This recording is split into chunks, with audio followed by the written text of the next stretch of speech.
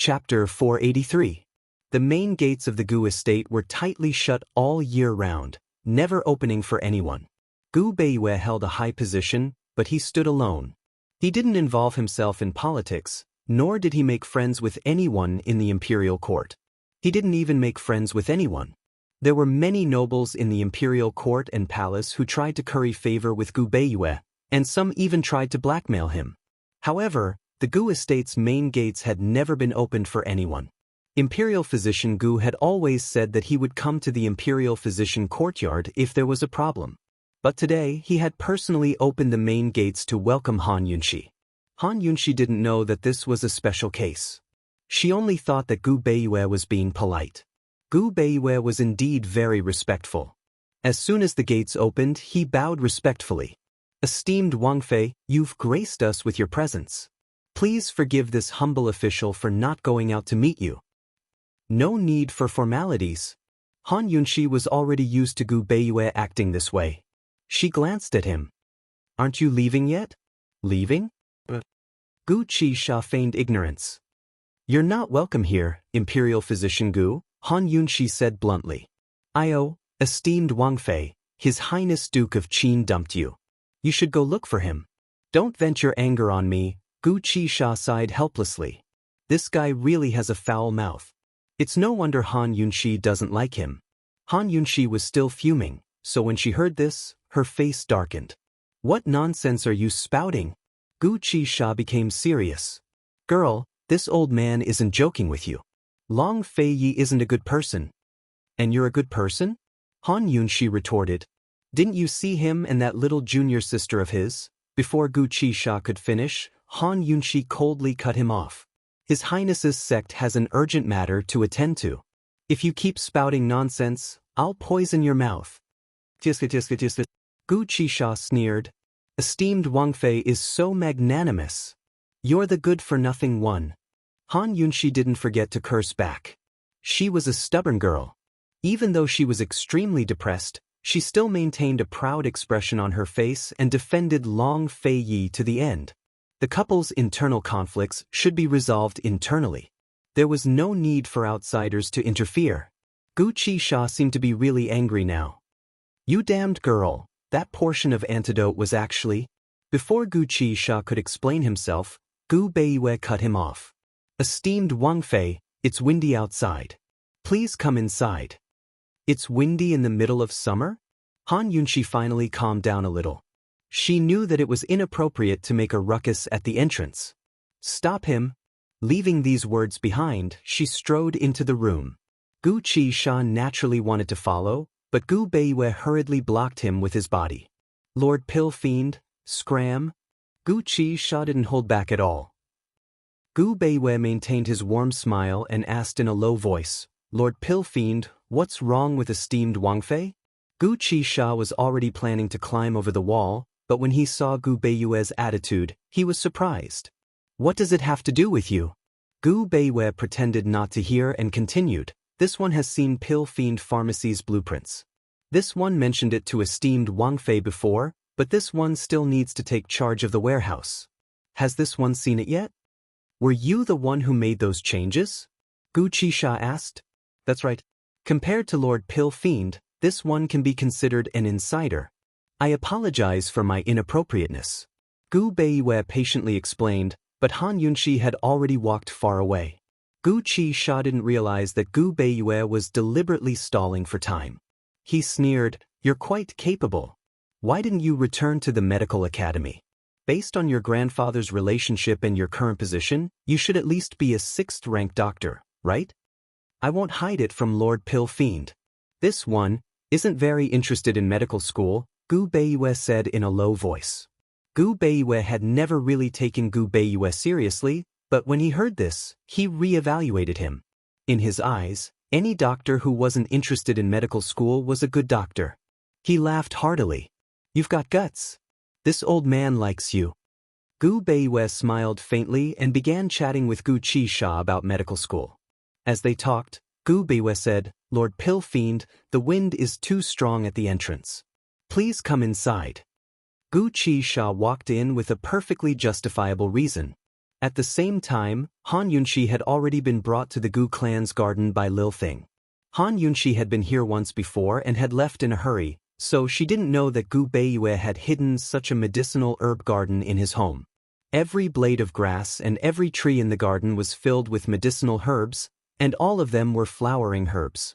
It was midsummer, so the garden was filled with colorful little flowers, and the air was filled with the faint fragrance of medicinal herbs. The stone path, the lawn, the flowering shrubs, and the shade of the trees were all beautiful to Ning Jing. No matter how upset he was, he would be gently soothed here. Han Yunshi finally understood why Lil Thing would come here every day. She sat down on the swing under a large tree and gently swayed back and forth. After a long while, she finally exhaled a mouthful of turbid air, releasing all the pent-up frustrations in her heart. She felt much better. Actually, she didn't know why she had come to the Gu clan. She just wanted to leave the Duke of Qin's residence for some fresh air. In the entire capital, aside from Gu Beiyue's residence, she didn't know where else to go. Of course, Ning Jing didn't take long before Gu Qisha's voice reached her ears. Using medicinal herbs as flowers, Imperial Physician Gu Shur is elegant. It can't compare to Medicine Ghost Valley's blooming flowers, Gu Beiyue replied modestly. Your place is too plain. Tomorrow, this daddy will give you a few stalks of beautiful purple and brilliant red, evergreen all year round. Gu Qisha seemed to be in a good mood. Han Yunshi knew that Gu Beiyue wouldn't be able to stop Gu Qisha, but she didn't expect that the two of them would actually strike up a conversation. She swayed back and forth on the swing as she watched them walk closer. Esteemed Wang Fei, there are still some areas in Pill Fiend Pharmacy's blueprint that this lowly official feels need to be changed. Since His Excellency Pill Fiend is here, this lowly official will bring it up to him. Gu Beiyue explained why he had let Gu Qisha in. Han Yunshi was too lazy to chase him away, so she swayed on the swing without saying a word. Esteemed Wang Fei, this lowly official has prepared some refreshments. Please come to the pavilion, Gu Beiyue said. Han Yunshi had originally calmed down a bit, but when she heard the words refreshments, she suddenly felt suffocated again. She calmly replied, "No tea, just water will do." If it were anyone else, they would definitely ask why, but Gu Beiyue didn't ask any questions. He silently ordered the servants to remove the refreshments and replace them with water. The three of them entered the pavilion and sat down. If it were anyone else, they would definitely ask, "Esteemed Wang Fei, why have you come?" But Gu Beiyue didn't ask any questions. He simply asked, "Esteemed Wang Fei, did you bring the blueprint?" When Gu Beiyue had talked about Long Fei Yi and little junior sister at the entrance, Han Yunshi had been afraid that Gu Beiyue would ask her why she had come. But now, Gu Beiyue had misunderstood that she had come for the blueprint, so she no longer felt awkward. "Where's the blueprint?" She unhappily glared at Gu Qisha. Gu Qisha had originally wanted to use this opportunity to sow discord between this girl and Long Fei Yi, then explain the 10% antidote for the broomcorn millet poison. But now that this girl didn't seem as angry as before, he didn't have the heart to try and sow discord between them. He took out the blueprint and unfolded it on the table. The blueprint was covered in dots and dots of handwriting. There was Han Yunshi's, Gu Beiyue's, and even Gu Qisha's. "Esteemed Wang Fei, take a look at this. This lowly one thinks that it would be better to change the layout and make it double in size," Gu Beiyue said seriously. Although Han Yunshi wasn't as angry as before, she still felt a little gloomy. She glanced at him and asked, "Gu Qisha, what do you think?" Gu Qisha thought about it for a long time, then nodded seriously. "Indeed." "Then change it," Han Yunshi said gloomily. Gu Beiyue and Gu Qisha discussed a few more areas, but Han Yunshi didn't seem to have the energy to continue and seemed to be lost in thought. Gu Beiyue glanced at Han Yunshi from time to time, but he soon changed the topic. "A few days ago, I heard a really funny joke in the palace. How about I share it with the two of you?" Han Yunshi didn't answer, so Gu Qisha casually asked, "What joke?" "Once upon a time, there was a bear. It said that it was really, really cold. It was really, really cold." Gu Beiyue said seriously. "And then?" Gu Qisha asked. "And then that's it, huh?" Gu Beiyue laughed. Gu Qisha was confused. "That's it?" "Yes, that's it. It's funny, isn't it? Ha. Gu Beiyue laughed heartily. Who would have thought that the humble, gentle, and well-mannered imperial physician Gu could tell a joke and laugh so heartily? Gu Qisha rolled his eyes and didn't want to waste any more time talking. Gu Beiyue, on the other hand, couldn't stop laughing. Han Yunxi, who had been silent all this time, suddenly spoke up. That's not cold at all. I know something even colder. Gu Qisha wasn't interested, but Gu Beiyue looked expectant. Is that so? This official is all ears.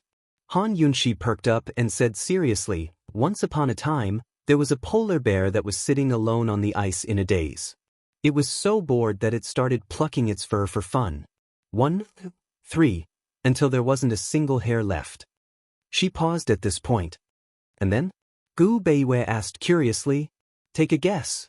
Han Yunxi deliberately kept him in suspense. Gu Beiyue shook his head. I can't guess. And then it cried out. It's so cold. Gu Beiyue was stunned when he heard this, while Han Yunxi burst into laughter. She laughed even harder when she saw Gu Beiyue's stunned expression. It's very cold, isn't it? Ha. Gu Beiyue maintained his dazed expression, but a gratified smile flitted across his eyes. Cold jokes were not meant to entertain others, but to entertain oneself. The person who told the joke would always laugh louder than the person who heard it. Gu Qisha really didn't find it funny, but when he saw Han Yunxi laughing heartily, he pretended to shiver. It's so cold. It's so cold. It's so cold. Ha. As he laughed, Gu Qisha's interest was piqued. I'll tell you one too. Once upon a time, there was a eunuch below. Can you guess what happened? Han Yunxi thought for a long time but couldn't think of anything. Gu Beiyue guess?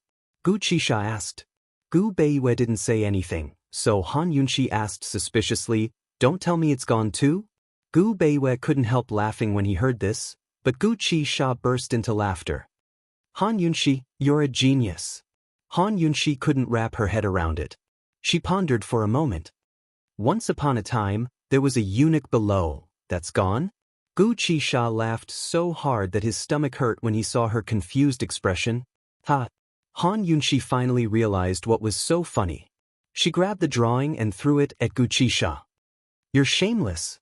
She looked at Gu Beiyue and saw that he was holding back his laughter. Gu Beiyue obviously already knew the answer. Alright, she couldn't help but laugh. She had to admit that this dirty joke was amazing. Her gloomy mood unknowingly relaxed, and she didn't even realize it herself. However, just as they were laughing, Gu Beiyue's expression suddenly changed. He then pulled Han Yunxi into his arms. Almost at the same time, several arrows flew into the pavilion from all directions. Assassins. Chapter 484. Assassins. Whether it was Han Yunxi or Gu Beiyue, neither Gu Qisha had expected an ambush from an assassin. At this moment, they did not have the luxury of time to think too much as the rain of arrows was extremely fierce. Gu Qisha did not care if Gu Beiyue lived or died. He held Han Yunxi tightly in his arms, one hand wrapped around her while the other pulled out his sword and continuously deflected the arrows that were flying towards them. Almost at the same time, the sound of fighting could be heard from nearby. It seemed that the hidden guards protecting Han Yunxi were fighting with the assassins. Gu Beiyue! Protect Gu Beiyue! In the midst of her panic, Han Yunxi still remembered Gu Beiyue, who had no strength to truss a chicken. No matter who these assassins were, if they were not here for her, then they were here for Gu Beiyue. Gu Beiyue was innocent. She was tightly pressed against Gu Qisha's chest and could not struggle at all. Even breathing was difficult and she could not see the situation around her. However, she could hear the whooshing sounds of arrows flying through the air as well as the sounds of Gu Qisha's sword clashing with the arrows. She knew that the situation was very urgent and there were at least 100 archers lying in ambush around them.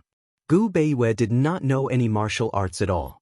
Forget 10,000 arrows. One arrow would be enough to kill him. Gu Qisha, save Gu Beiyue. Gu Beiyue, I beg you, save Gu Beiyue. Han Yunxi had never cried before, but at this moment, she was so anxious that she was on the verge of tears. Fortunately, Gu Beiyue was not injured because Lil Thing was protecting him. Lil Thing's speed was much faster than Gu Beiyue's, and its tiny figure constantly flashed around Gu Beiyue like a white shadow. The moment the arrows got close to Gu Beiyue, they all fell to the ground as if they had been bitten in half. Han Yunshi had not guessed wrongly.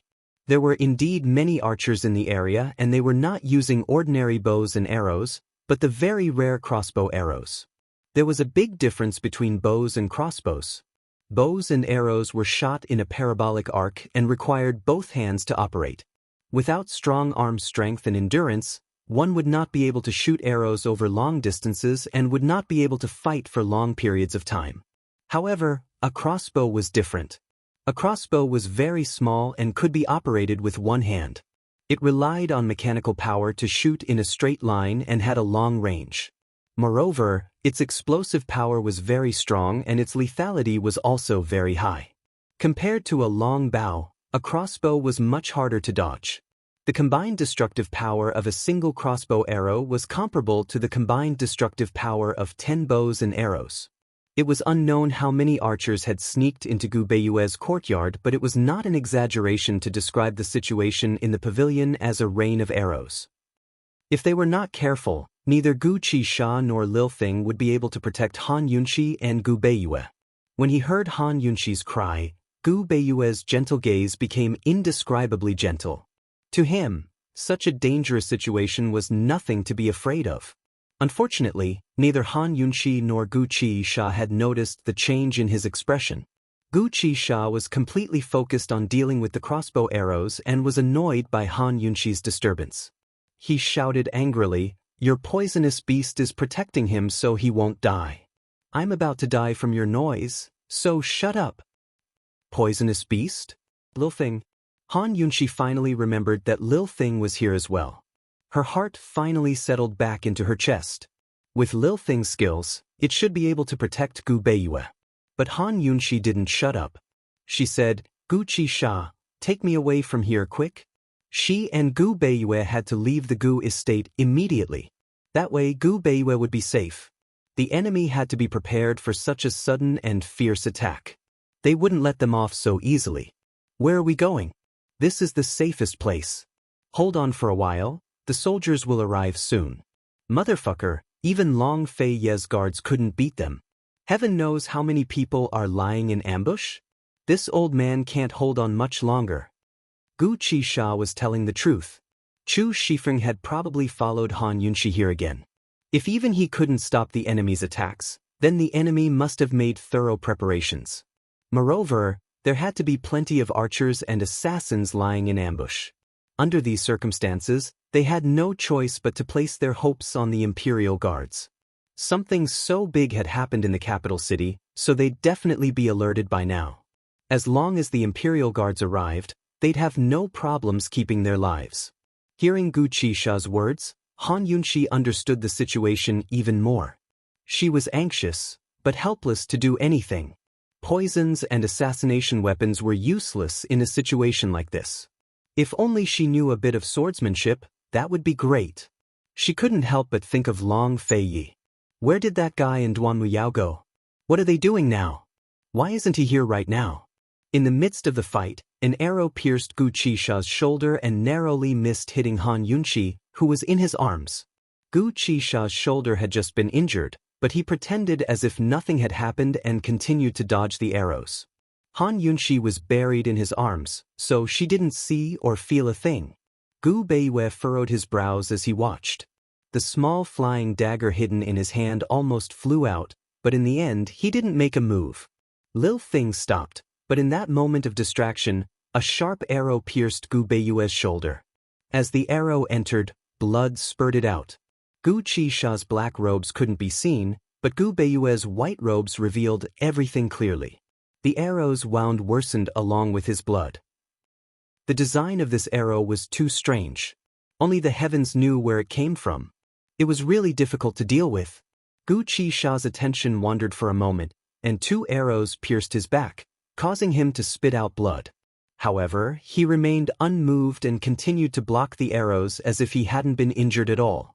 On the other hand, Lil Thing squeaked when it saw that Gu Beiyue was injured. Frightened, it didn't dare to linger and flew over, turning into a white blur that circled around Gu Beiyue from left to right. Lil Thing grew angry as well and cackled. It wanted nothing more than to pounce on the surrounding archers and bite them to death. But that was the nature of an arrow attack. Once you were outnumbered and outgunned, you had no choice but to keep dodging and evading. Hearing Lil Thing's cries, Han Yunshi asked anxiously, "What's wrong?" "What's wrong with Imperial Physician Gu?" Gu Qisha's body trembled at her words and he suddenly asked, "Lass, why aren't you worried about me?" Han Yunshi suddenly realized that his tone sounded familiar. She was about to ask when Chu Shifeng's voice carried over. "Esteemed Wang Fei, are you all right?" Chu Shifeng was already heavily injured, but he'd still managed to break through the encirclement. He and his guards had long been ambushed and couldn't take it anymore, so he'd sent in the archers to sneak into the flower gardens. The enemy had not only brought archers, but assassins as well. Currently, the guards were still fighting with the assassins outside, so Chu Shifeng had sacrificed a dozen or so of his own men to force his way inside. He dodged the arrows as he made his way towards the pavilion, but soon enough, a black-robed, masked assassin appeared and raised his sword to block his way. Chu Shifeng had no choice but to retreat. Very soon he and the assassin were fighting to the death. Han Yunshi's thoughts were interrupted by Chu Shifeng. By now, Gu Qisha had recovered his composure. He didn't know what had gotten into him, but he'd almost changed his voice. So close.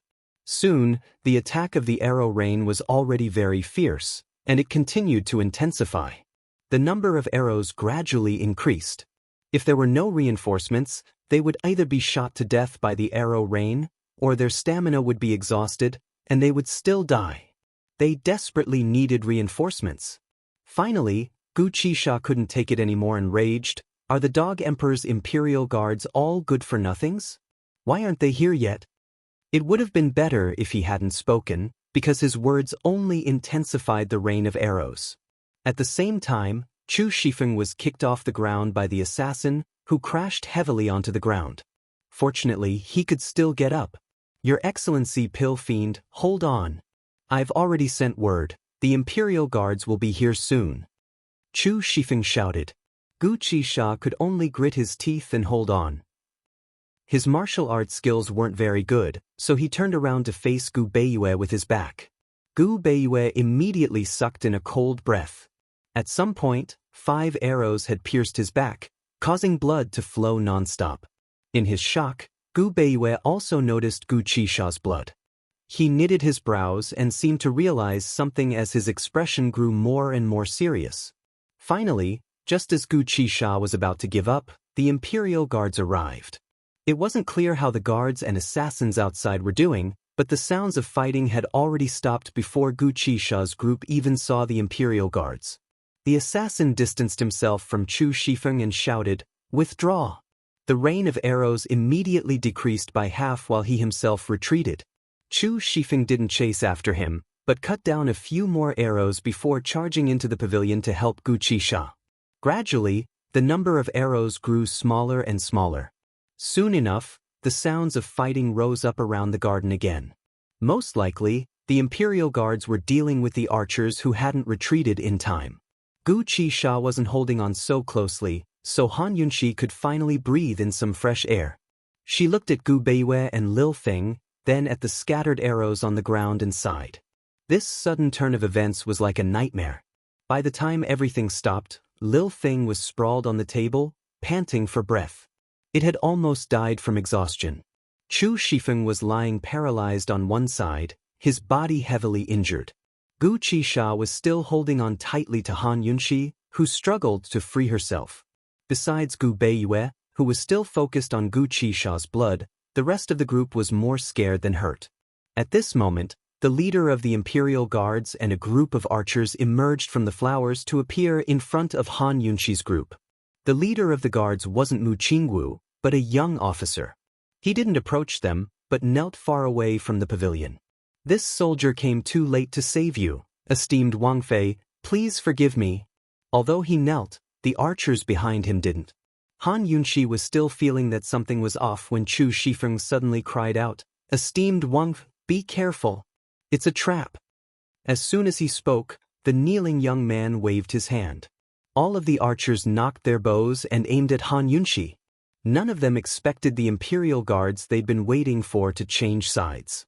Gu Beiyue was about to throw himself at them when Gu Qisha pulled Han Yunxi into his arms again and turned around, exposing his back to the arrows. Swish, swish, swish. Heaven knows how many arrows sank into his back. This time, he didn't need Han Yunxi to urge him to run out of the pavilion with Han Yunxi in tow. Now that the Imperial Guards had changed sides, this was the most dangerous place. Chapter 485. Gu Beiyue used his back as a shield to escape the pavilion with Han Yunxi in tow.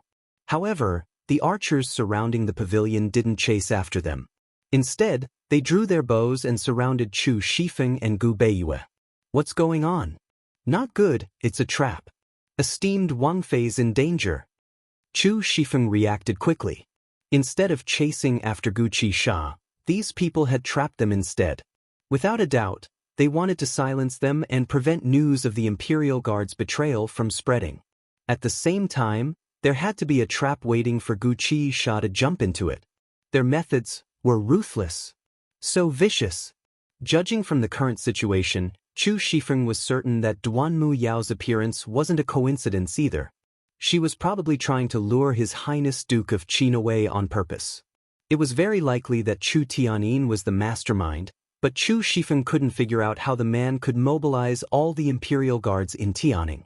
The young commander stood up and said coldly, "Guard Chu, you never thought you'd have a day like this, did you? Do you think you can hide the truth by wiping out our mouths? Do you think His Highness Duke of Qin is a vegetarian?" Chu Shifeng rebuked. "My family's master isn't a vegetarian either." The young commander smiled as he backed away step by step. It was obvious that he was about to give the order to fire the arrows. Gu Beiyue's warm gaze turned icy as he prepared to attack. But right at this moment, there was a gust of wind as a sharp sword flew through the air and pierced through the young commander's stomach. Impudent thing! Very soon, Mu Qingwu flew over from nearby to land by the young commander's side. He yanked out his sword and kicked the corpse aside as he asked anxiously, "Imperial Physician Gu, Guard Chu, where's esteemed Wang Fei?" Mu Qingwu had been collecting evidence with the Crown Prince at the ruins of the black market for the past few days. He just returned when he heard that something had happened to Imperial Physician Gu, so he personally led his troops over. Along the way, his attendants reported the situation to him, and he rushed over at the fastest speed in his life.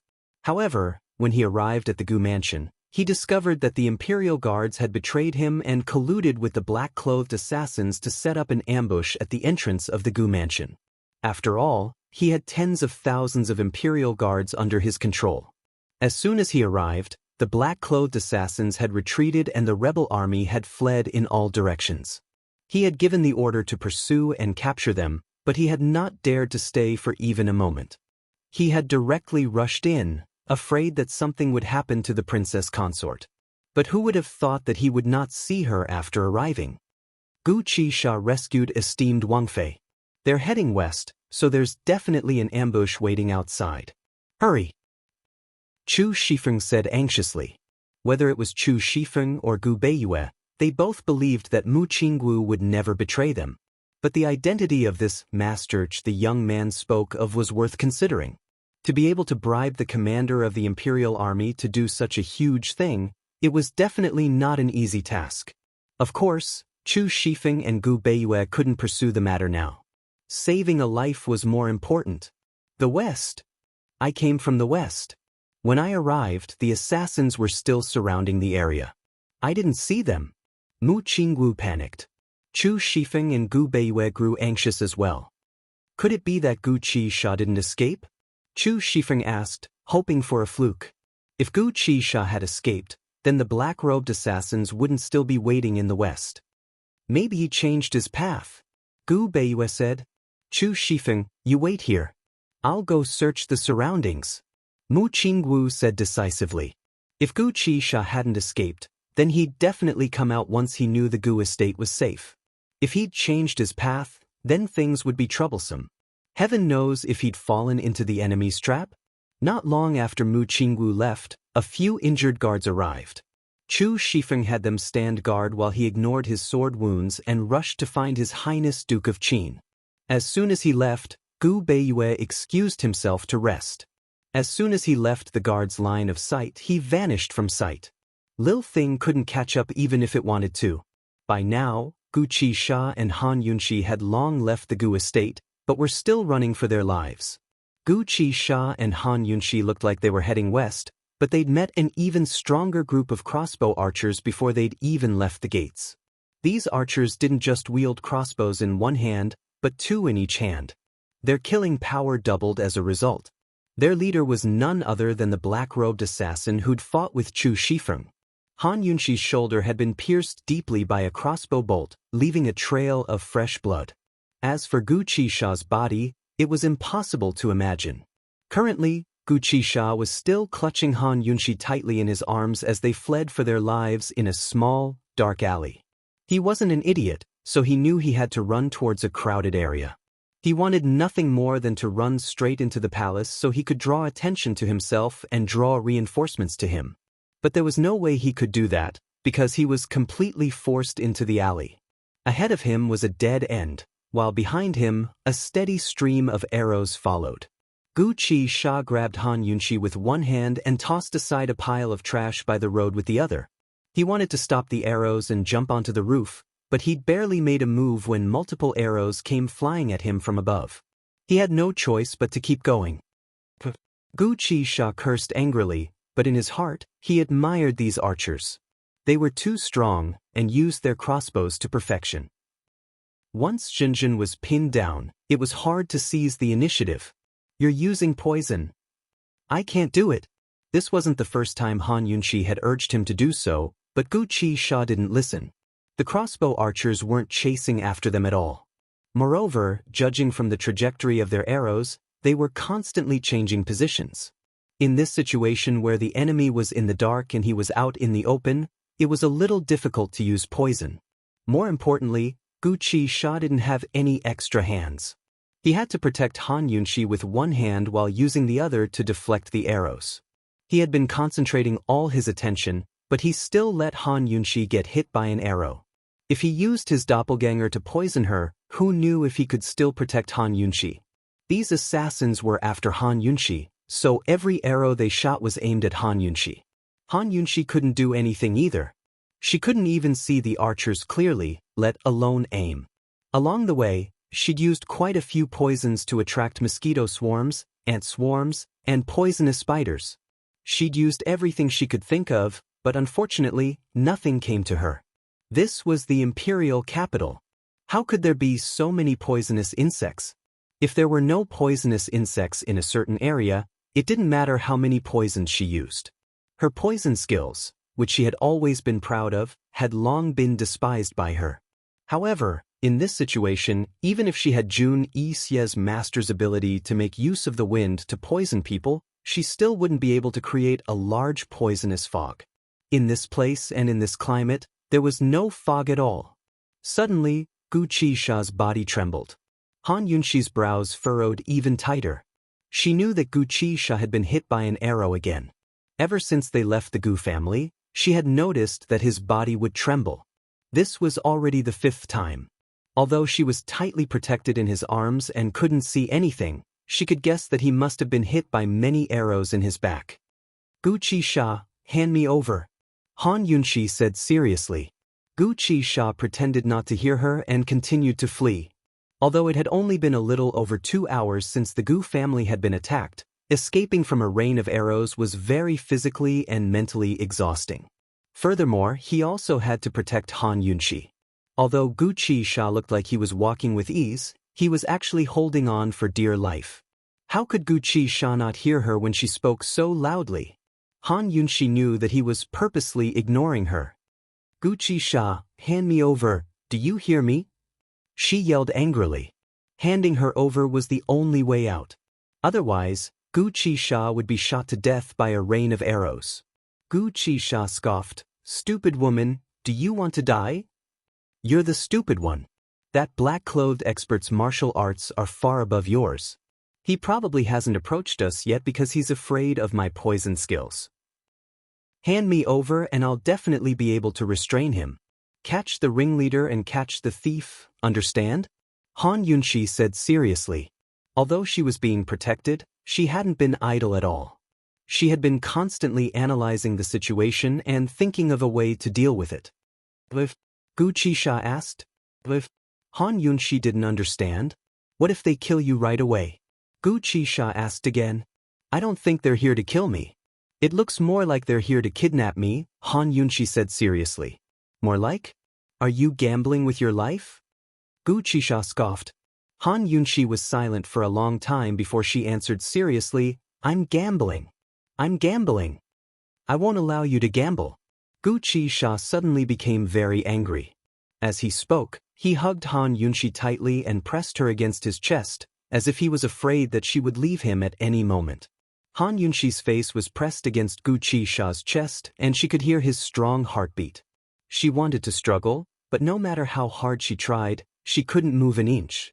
The sound of the wind breaking filled her ears as countless arrows flew past her, each one of them fatal. Life and death were separated by a fine line, but she couldn't help but admit that she felt safe in this unfamiliar embrace. Once again, an indescribable sense of familiarity filled her heart. However, Han Yunshi quickly regained her senses and said coldly, Gu Qisha, you're the one who's courting death. If you continue like this, only death awaits you. She had cheated him out of half of Pill Fiend Pharmacy and broken the rules that had been inconvenient for him for more than 10 years. Shouldn't he hate her? Shouldn't he take this opportunity to take revenge on her? Why was he protecting her so desperately? Even if they were working together, there was no need for him to be so loyal and use his life to protect her. Han Yunshi loathed Gu Qisha's current behavior. She felt guilty when he acted like this.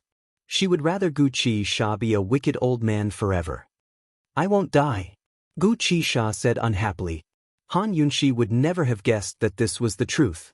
It wasn't a joke, nor was it something he said out of anger. He really wouldn't die. She could only feel the stench of blood on his body growing stronger and stronger. It was so strong that even she, who had never been afraid of blood, was beginning to feel afraid. Gu Qisha, if you die, who's going to save me? If you die, I'll die too. Han Yunshi tried to goad him into action. Gu Qisha was slightly stunned, but he still replied angrily, Han Yunshi, remember this, I won't die. I won't die. I'm not in the mood to joke around with you. I don't want to die yet. Don't try to show off and harm me. Han Yunshi deliberately said harshly. Gu Qisha still didn't answer and continued to fly forward. Soon, they reached the end of the alley.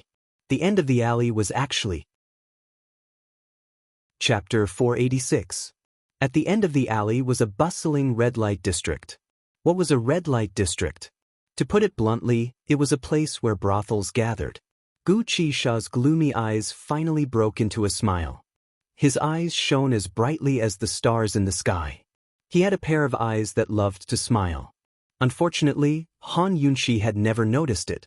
He exclaimed, "Little girl, we're saved." Just as he finished speaking, a sharp arrow pierced through his back like a hot knife through butter. Its power was completely different from any of the previous crossbow bolts. Ha! Gu Qisha grunted and spat out a mouthful of blood. The blood quickly flowed down his black hood and dripped onto Han Yunshi's face. Gu Qisha? Han Yunshi cried out in alarm. Her heart nearly stopped beating. Poison lass, don't be afraid. Even his voice had become gentler. It was no longer sinister or frightening. Instead, there was a hint of a smile in his gentleness and a hint of playfulness in his smile. It was so familiar. Han Yunshi was so stunned that she forgot about the danger around her. She froze in his arms. Another arrow pierced through the air. Gu Qisha did not hesitate to bring Han Yunshi out of the alley. Their sudden appearance alarmed many passers-by. Murder! Murder! Gu Qisha shouted as he fled. Even though they were already quite far from the capital and were about to leave the city, the ruckus he caused would definitely attract the attention of the soldiers. Sure enough, the crossbowmen did not pursue them after they left the alley. However, the black-robed assassin did not let them go. He stepped on the rooftops of the alleyway and shot arrows as he gave chase. The powerful arrow from earlier had been shot by him. However, he had not aimed it at Han Yunqi but Gu Qisha. Gu Qisha did not run far. Instead, he unexpectedly barged into a large brothel. His sudden appearance in his blood-stained black robes immediately caused a commotion. The brothel's occupants were thrown into chaos as they fled in all directions. Even though the black-robed assassin had caught up to them in time, he could not find Gu Qisha and Han Yunqi in the crowd. Where is he? The first floor was crowded with people. Everyone was running out. The prostitutes and customers on the second and third floors were also rushing downstairs with their clothes in disarray. However, there were also many people whose rooms were still closed. The black-clothed expert soared into the air and landed on the railing of the second floor. This action startled another group of people. The entire brothel was in an uproar. The black-clothed expert coldly swept his gaze over the crowd, but he still did not see Gu Qisha and Han Yunqi. He was not in a hurry. His gaze was steady and shrewd. He scanned the stairs and railings one by one, and soon found a bloodstain on one of the railings. Gu Qisha had been hit by so many arrows, so he must have lost a lot of blood. A determined look flashed across his eyes. He followed the bloodstains to the third floor and soon arrived at the door of a room. However, when he kicked in, he found that there was nothing in the room. Where is he? He immediately kicked open the doors of the surrounding rooms. His actions were swift and ruthless. He naturally had to be on guard against Han Yunqi and the others using poison. Unfortunately, after kicking open more than 10 rooms, he found that they were either empty or occupied by someone who was having sex on the bed. If they were not enjoying themselves, how could they not have heard such a huge commotion in the brothel? Could it be that they had escaped from the brothel? The black-clothed expert was about to leave when he saw that the door to the room at the end of the corridor was tightly shut. He did not give up and carefully walked over. After preparing his crossbow, he viciously kicked open the door. Who is it? The man on the bed immediately roared. The black-clothed expert walked out from behind the screen and saw an extremely beautiful man on the bed. He was half naked and was lying on top of a woman. The woman was clearly frightened and was curled up in the man's arms, shivering. Her face was hidden. The black-clothed expert seemed to recognize this man. He was slightly startled but quickly regained his senses. His sharp gaze swept across the man and woman on the bed. Although both of them were naked, the silk quilt covered their bodies, so he could not see everything. The man's legs were long and slender, full of strength. The woman's legs were fair and well-proportioned. One above the other and the other below, they were intertwined. Of course, most of their bodies were still covered by the silk quilt. The man's shoulders and arms were exposed, and one of his hands was propped up on the bed. The woman's hair was disheveled, and her sexy collarbone was faintly discernible. Such a lively scene, but under the black-clothed expert's sharp gaze, the atmosphere became tense. However, the extremely beautiful man soon narrowed his eyes dangerously and said coldly, "Do you want to die?" The black-clothed expert's gaze was complicated. He looked around the room again and said coldly, "My apologies for offending you." He slowly retreated. However, as soon as he heard the sounds of soldiers coming from downstairs, he quickly retreated and fled. At this time, the two people on the bed breathed a sigh of relief. That was close, that was close. Under their feet, there was a pile of bloody clothes and a medical kit hidden in the bed. The most conspicuous thing was the black robe that was soaked in blood. Beside the medical kit, there were also a few medicine bottles scattered. The man's other hand was propped up, trapping the woman between his arms. He narrowed his bewitching eyes, licked his lips naughtily, and stared at the woman below him with interest. That expression was like a wolf that had trapped a sheep, ready to tear it apart and eat it at any time. It had to be said that although this wolf looked thin, his figure was definitely first class. His exposed chest muscles were clearly defined, tempting one's imagination. However, this woman was not interested at all. Her brows were tightly knitted, and her eyes were red. She stared at the man's face as if she was about to cry. "Poison lass, you don't have to thank me. If you're touched, why don't you repay me with your body?" The man smiled. The woman almost threw a punch at him, but fortunately she stopped in time. She angrily said, "Gu, get down right now." Big brother, I really don't want to." Gu sighed softly. Do you want to die? Hurry up and get down, I'll treat your wounds. Han Yunshi said angrily. She never thought that Gu Qisha was actually Gu. When she heard Gu's voice at the entrance of the alley, she could not believe it and thought that she had misheard. But now that they were here, in order to avoid being hunted down by the black-robed men, they hid in a room and cleaned up the bloodstains as quickly as possible. Gu Qisha took off his black robe, black mask, and his bony fake hands. Only then did she confirm that he was really Gu. The situation was urgent, so she did not have time to be shocked. She hurriedly treated his wounds to stop the bleeding. The two of them had taken off their clothes and put on a show to fool the black-robed men. Now, she wanted nothing more than to hang this guy up and interrogate him. Why did he have to use two identities to trick her? She treated him as a friend, but he dared to lie to her. What was his motive? Of course, she did not have time to be angry or question him. She had to hurry up and treat Gu's wounds. The arrow wound on his back was too terrifying.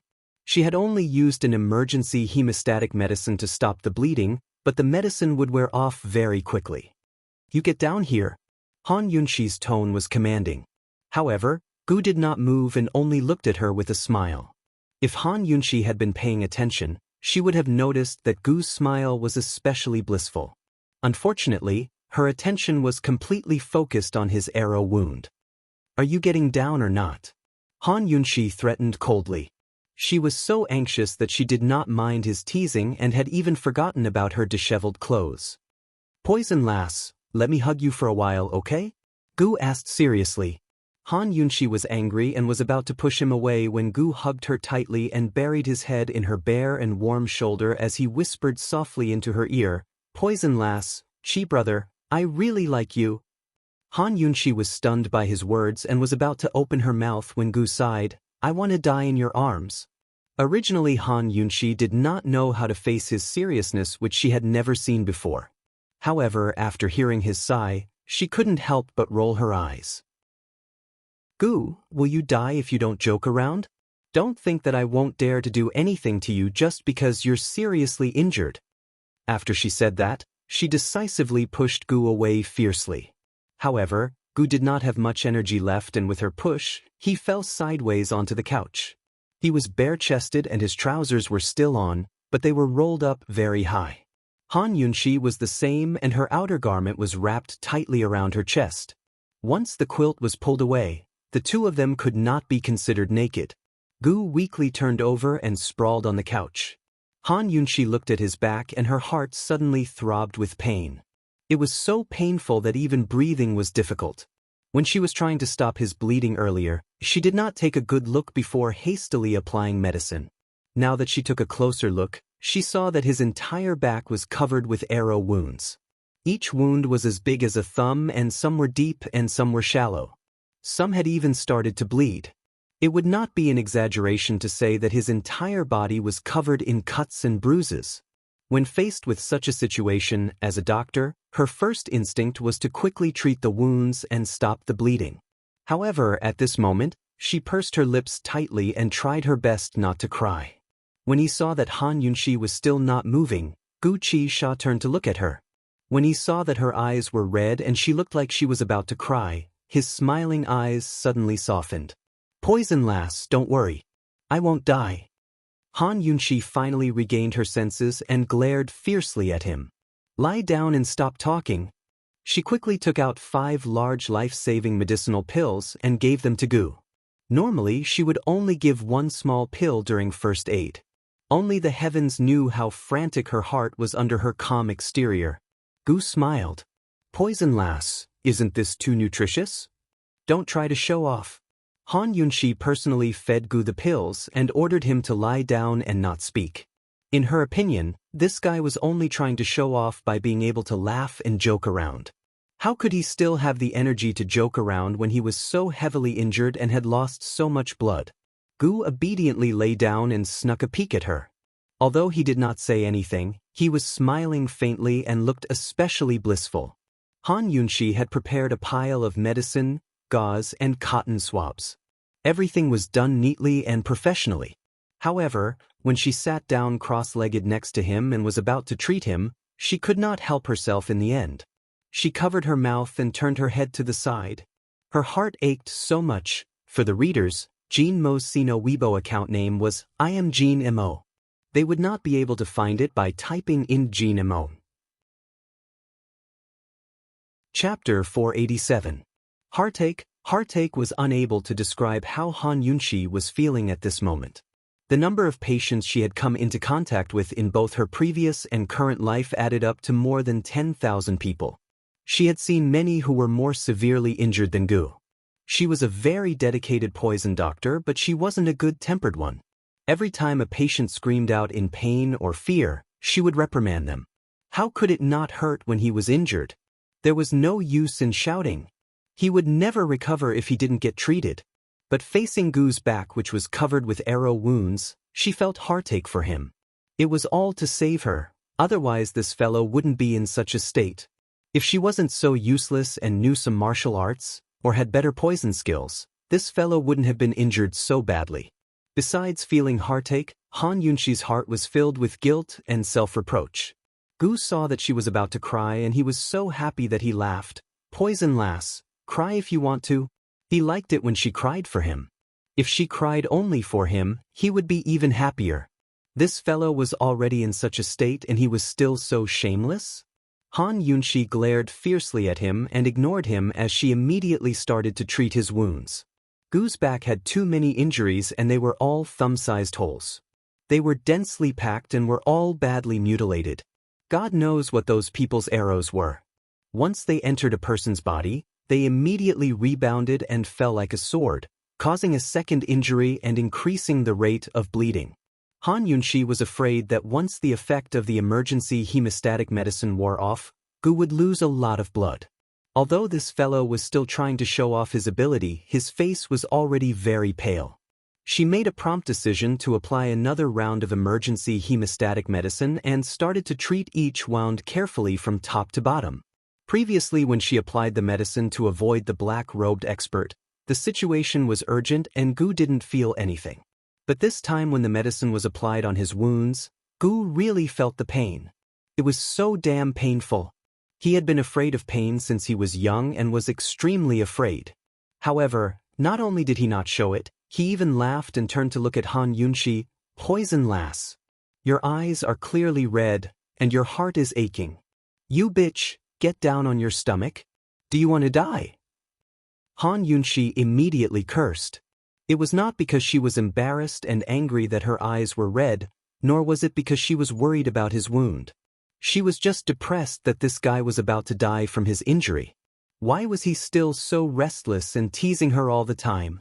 The wound would bleed once the medicinal effect wore off. If it wasn't treated within an hour, this fellow would definitely die from excessive blood loss. You only know how to show off. You only know how to tease. Her heart ached so much. Why didn't he feel any heartache for himself? Gu suddenly stopped laughing and asked faintly, "Girl, are you afraid that I'll die?" She didn't know if Han Yunxi was too serious to hear her or if she heard her and was too lazy to answer. In short, she ignored her. Gu also stopped joking and obediently laid down on his stomach and closed his eyes. He was indeed powerless, but it wasn't fatal. He had an immortal body. As long as he was willing, not to mention one batch of crossbow archers, even if there were 10 batches, he would still be able to meet the arrows head-on and kill them all. But he had to hide the secret of his immortal body. He could only carry Han Yunxi and escape. He could only pretend that he was extremely weak and stubbornly try to show off. Although this woman's poison skills were exquisite and her medical skills were average, but if he wasn't careful, it was very possible that she would discover something strange. At this moment, Han Yunxi had already treated 2 wounds, disinfected, applied medicine, and stopped the bleeding. The wounds were densely packed and she couldn't bandage them one by one. She pondered over whether to quickly treat all the wounds or she would have to wrap Gu up like a dumpling. Of course, although she didn't say it, she was not only concerned about Gu's wounds, but also his complexion, pulse, and mental state. Although he was seriously injured, this guy did seem to be in good condition. She only thought that Gu was just trying to show off. In addition, she had already given him 5 large life-saving medicinal pills. With Gu's physique as a martial arts practitioner, his performance wasn't too abnormal. The room was silent.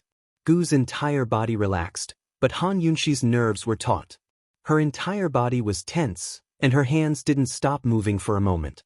She was nimble and straightforward, precise and experienced. So far, the wounds she treated weren't deep, so it was easy to treat. She even forgot that she had a wound on her right shoulder as well. Because the arrow had been shot so deeply, the 3CUN bolt was still embedded in her flesh. Gu Qixiao was probably too happy to notice it. At this moment, Han Yunshi found a very deep wound. She had just used disinfectant to clean the coagulated blood when a gush of blood spurted out. She panicked and decisively took out the strongest medicine to stop the bleeding and sprinkled it on the wound. Gu quivered and his body trembled. His bloody skin and flesh were lacerated. When the medicine came into contact with the blood, it bubbled. Gu was in so much pain that he couldn't bear it. Although his smile was ugly, he still grinned. "Poison lass, are you plotting to kill me? Plotting to kill me?" He was in so much pain and he could still say that. Han Yunshi really wanted to tell him that she was convinced, but she didn't have the time. She looked serious as she continued to apply medicine while plugging the wound. However, the bleeding didn't stop. She didn't hesitate and immediately applied anesthesia on Gu. This wound had to be stitched up, and the sooner the better. Without anesthesia, Gu Beiyue's wound became numb and the pain gradually disappeared. He secretly heaved a sigh of relief. He didn't know how Poison Lass had tormented his wound, but he was very relieved. After a moment of silence, he couldn't help but turn back to look. Of course, he couldn't see Han Yunshi's hand movements. All he could see was Han Yunshi's serious little face. "Poison Lass, you're quite scary like this? Poison Lass, what are you doing? Poison Lass, how long will it take? I'm a little hungry." Han Yunshi didn't pay him any attention. He was simply talking to himself, but he seemed to be enjoying himself. As he spoke, his gaze couldn't help but move downwards and fixed on her naked neck. It was fair and delicate, as clear as ice and jade. He realized that this woman had a very nice-looking collarbone. He couldn't help but stare blankly and gradually quieted down. At this moment, footsteps were heard from outside the door. It seemed that the soldiers had arrived. A trace of displeasure flashed past Gu's eyes. He suddenly grabbed the blanket and covered Han Yunshi and himself completely. Han Yunshi was busy stitching up his wound and being disturbed. She got angry. "What are you doing? So be it if the soldiers were here. Otherwise, they wouldn't be able to find him in the entire city." She was about to pull the blanket away when Gu suddenly flipped over and pulled her back. "Shoo! Are you intending to get someone to catch us in the act of adultery in bed?" Although he was frivolous, he still cared about her reputation. Han Yunshi immediately stopped. There were many things that couldn't be explained away, especially this kind of thing. It was better not to explain at all. If she didn't explain, it was better to hide it. Hence, one was lying down while the other was kneeling. With the blanket covering them, the two people in disheveled clothes put on a lively and fragrant show. When the soldiers barged in, they didn't see Han Yunshi's face, who was covered up tightly. They only saw Gu's bare arms and a look of pleasure on his face. He was enjoying himself very much. The officer glanced at them disdainfully. Seeing that there was no one hiding around, he went out. After making sure that the person had gone far away, Han Yunshi hurriedly got up and locked the door. Gu slowly turned over. The half-stitched wound was gushing out blood again. Damn it! Han Yunshi was angry and distressed. She regretted it. How could she be so muddle-headed in a moment of desperation? She really shouldn't have let Gu turn over. If she was caught in the act of adultery, so be it. If her reputation was ruined, then so be it. Those who believed her would believe her, but she didn't care about those who didn't believe her. Her hands were trembling. She impatiently waved her hands to calm herself down before she started stitching up again. Gu was really tired. He turned his head and looked at her quietly. There were a lot of wounds. There were 3 or 4 deep wounds. Han Yunshi didn't rest and kept working on them. In the small room, the strong scent of cosmetics was gradually replaced by the smell of blood. However, the air was filled with a warm atmosphere. Outside the room, the the entire imperial city was in an uproar. The hidden guards in the Gu residence had not seen Gu Qisha appear, and something had happened in the fireworks district in the south of the city. Mu Qingwu was very sure that Gu Qisha and Han Yunqi had been chased all the way to the fireworks district. He acted first and reported later. He ordered the 4 city gates to be locked down and mobilized half of the imperial guards to search the entire city. At this time, he was personally searching the alleys of the fireworks district. The crown prince, Long Tianma, searched for half a day before he found him. What's the situation? We found a crossbow arrow and traces of blood here. They disappeared all the way to the entrance of a brothel. We've also searched the entire brothel, but we didn't find them. Long Tianma nodded and said in a low voice, "Send the other half of the imperial guards to protect the imperial palace." What? Mu Qingwu didn't understand. He had been thinking that if they still couldn't find them in an hour, he would have to send more men. Acting first and reporting later. If you don't find an excuse for yourself, will you be able to bear the consequences when Imperial Father blames you? Long Tianma asked seriously. Mu Qingwu was the young general and the commander of the Imperial Guards. He held the responsibility of protecting the Imperial Palace and the Imperial City. For the sake of rescuing Qin Wangfei, he not only ordered the city gates to be locked down, but also mobilized half of the Imperial Guards. What would Emperor Tianhui think?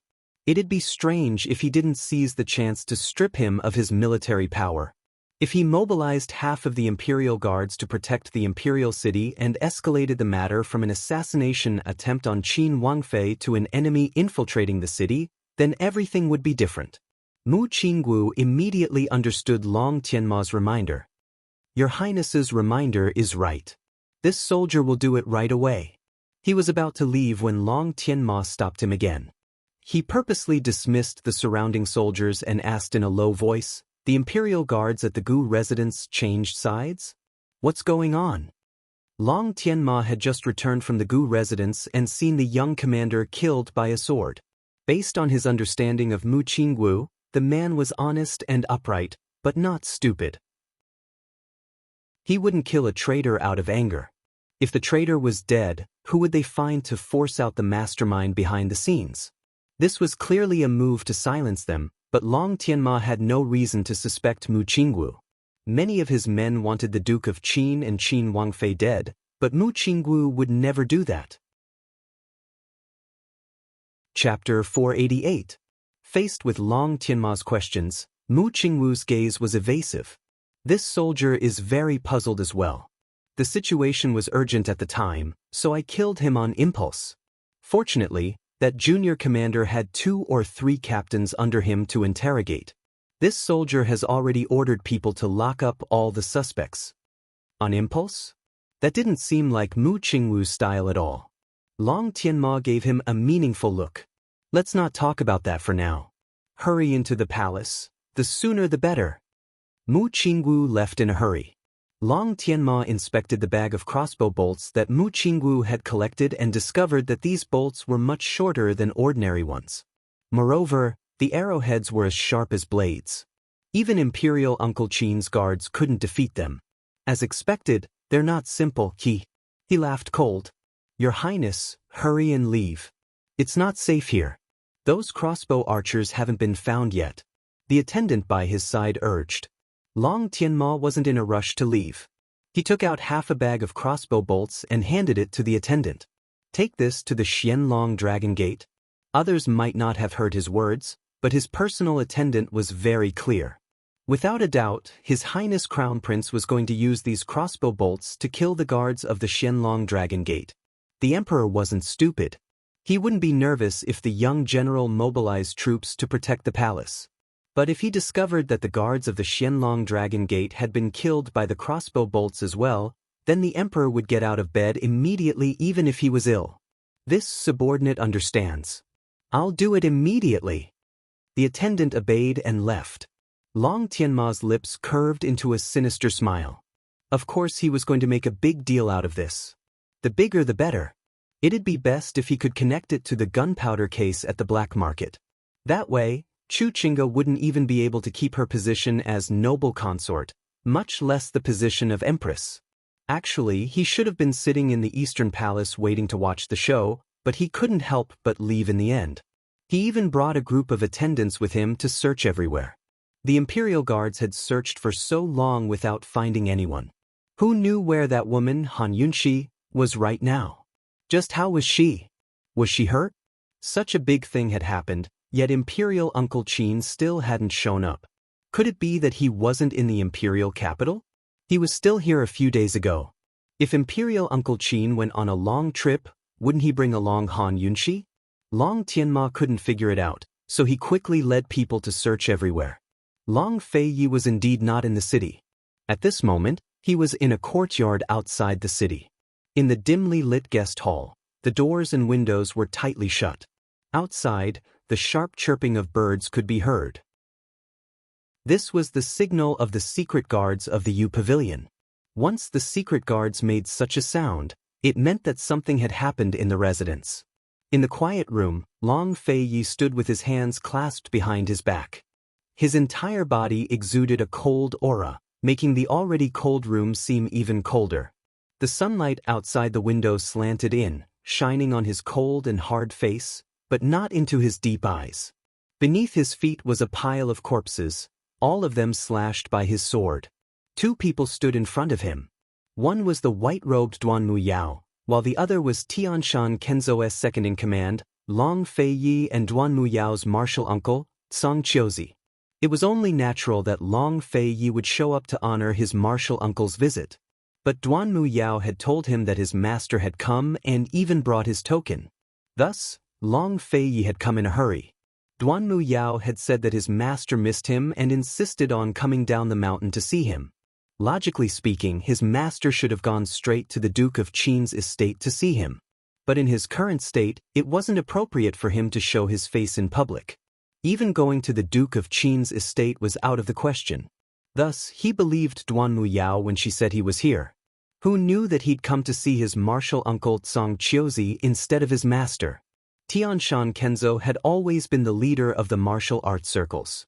Everyone revered and feared them, and it was also the reason why the City of Daughters and Carefree City hadn't dared to stir up trouble. But who would have thought that Tianshan Kenzo had been out of the Kenzo's control for more than a decade? Long Feiyi knew something was amiss as soon as he saw Song Qiuzi. He wanted to leave, but was blocked by multiple sword experts. He had no idea what had happened at the Duke of Qin's estate, but Han Yunxi was still there. Cold, he looked at Song Qiuzi. Fei has important matters to attend to, so it's inconvenient for him to accompany you today. I ask that martial uncle Song make things easier for us. Senior brother, I was wrong. I was so happy that I called martial uncle Song Qiuzi master. Don't be angry. It's rare for martial uncle to come down the mountain, so I wanted to invite you for a cup of tea. Why were you in such a rush? Before Duanmu Yao could finish, Long Feiyi suddenly raised his sword. Like a gust of wind, it slammed into Duanmu Yao's face. Duanmu Yao cried out in alarm. Her entire face burned with pain as if she'd been slapped multiple times. Duanmu Yao couldn't believe it. She covered her face and began to cry. Senior brother, you hit me. You might as well kill me. Otherwise, master will feel distressed when he sees me. Long Feiyi didn't spare her a glance, but kept his cool. Martial Uncle Song, for master's sake, I'll have to trouble you to step aside. Song Qiuzi wasn't as impetuous as Duanmu Yao. He was a man in his 40s with a goatee and hair tied up in a ponytail. He was dressed in long, black robes and simple cloth shoes. He stroked his beard and sighed. Fei, you've grown up. Is it so hard for Martial Uncle to invite you for a cup of tea? Martial Uncle thought you'd be happy to come from so far away. Aya, it looks like Martial Uncle's been imagining things. Although Long Feiyi had already killed a bunch of Song Qiuzi's disciples, he still left him some face and spoke politely. Song Qiuzi was clearly stalling for time. Long Feiyi couldn't figure out what had happened at the Duke of Qin's estate to make Song Qiuzi show up in person to lure the tiger away from its den. Had something to do with Tianshan Kenzo? Or had Duanmu Yao asked Song Qiuzi for help? Song Qiuzi was a hypocrite, deceitful and avaricious man, but he was also cautious and reserved. If it wasn't related to Tianshan Kenzo, How could Duanmu Yao have asked him to come down the mountain? What benefits did she give him? But Long Feiyi had no time to think about that. He only wanted to leave. His heart was flustered, worried that Han Yunxi would be in big trouble. What will it take for Martial Uncle to make things easier for me? Long Feiyi had no idea that the capital city was in an uproar, much less that Han Yunxi had been assassinated. He was still calm because he couldn't defeat Song Qiuzi. This fellow's sword skills were second only to his master's, especially this year. Whether it was his internal energy or sword skills, both had improved greatly. It was very possible that he could rival his master now. That was the reason why Long Feiyi hadn't gotten involved in Tianshan Kenzo's dark dealings. He was busy enough as it was. If he provoked Song Qiuzi too, he'd be asking for trouble. He hadn't returned to Tianshan Kenzo, nor did he have any major conflicts with Song Qiuzi. He never expected Duanmu Yao to find someone like this. If he made a move now, he'd only be tied down by Song Qiuzi. If he wanted to leave, he'd have to use his wits. But Song Qiuzi's tone turned cold. Fei, Martial Uncle came from afar, but you didn't give him any face. You left in a hurry without even drinking a cup of tea. Martial Uncle is really angry. What do you think we should do? Long Feiyi's eyes turned then. What does Martial Uncle want to do? Song Qiuzi was waiting for those exact words. You haven't been back to Kenzo in ages. Your master must be missing you. How about this? I'll test your internal energy on your master's behalf. How will you do that? Long Feiyi asked. How about you take 3 of Martial Uncle's palms? Song Qiuzi asked seriously. Is this really a test? It's obvious that he's looting a burning house to hurt me. Song Qiuzi said such hypocritical words as a matter of course. Of course Long Feiyi knew he was harboring ulterior motives. Although his martial arts weren't as good as Song Qiuzi's and he didn't want to offend him, that didn't mean he didn't dare. If he wasn't in such a hurry to leave today, he wouldn't mind sparring with Song Qiuzi. But the chirping outside was getting more urgent. He had to leave as soon as possible. All right. Long Feiyi agreed without hesitation. He sheathed his sword and clasped his hands behind his back, holding his breath as he stood there. Song Qiuzi chuckled in amusement before suddenly attacking. His figure blurred as his palms shot towards Long Feiyi's face, striking him viciously. Long Feiyi's body trembled slightly, but he didn't budge from his spot. Duanmu Yao was alarmed as her heart ached at the sight. She almost begged her martial uncle to stop, but when she thought of Han Yunxi, she held back. She thought that senior brother would be seriously injured after taking 3 of martial uncle's palms. If they didn't stop him, he wouldn't even be able to leave. Abruptly, Song Qiuzi's second palm hit Long Feiyi's back with a thud. Long Feiyi couldn't take it anymore and spat up a mouthful of blood. Still, he didn't move, his expression cold. Song Qiuzi's eyes flashed with astonishment. He never expected Long Feiyi's internal energy to be so profound. It looks like I'll have to use all my strength for the 3rd palm strike if I want to keep him here. He circled around to Long Feiyi's side and aimed for Long Feiyi's heart. Long Feiyi, long time no see. You've made progress. If your master knew, he'd be happy. Long Feiyi ignored him. Blood trickled from his lips, but he didn't look wretched at all. Instead, he gave off a dignified air that made him seem untouchable. Song Qiuzi stung his eyes as he raised both palms towards Long Feiyi's chest. Martial Uncle Zhou? Duanmu Yao cried out, but the palms had already struck. Long Feiyi was sent flying before crashing into a wall. He spat up multiple mouthfuls of blood as soon as he hit the ground, his entire body dimming. Duanmu Yao's heart ached as she ran over to support him. Senior brother, are you all right? But she hadn't even touched Long Feiyi before he raised a hand.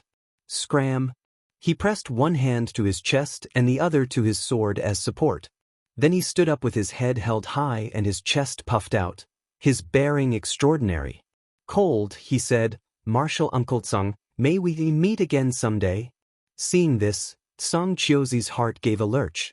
He never expected Long Feiyi to rise to his feet so quickly. His martial arts skills were clearly superior to Long Feiyi's, but now he was afraid of Long Feiyi. The younger generation will surpass us in time. Looks like I'll have to be on guard against this guy going back to Kenzo one day to fight for the throne.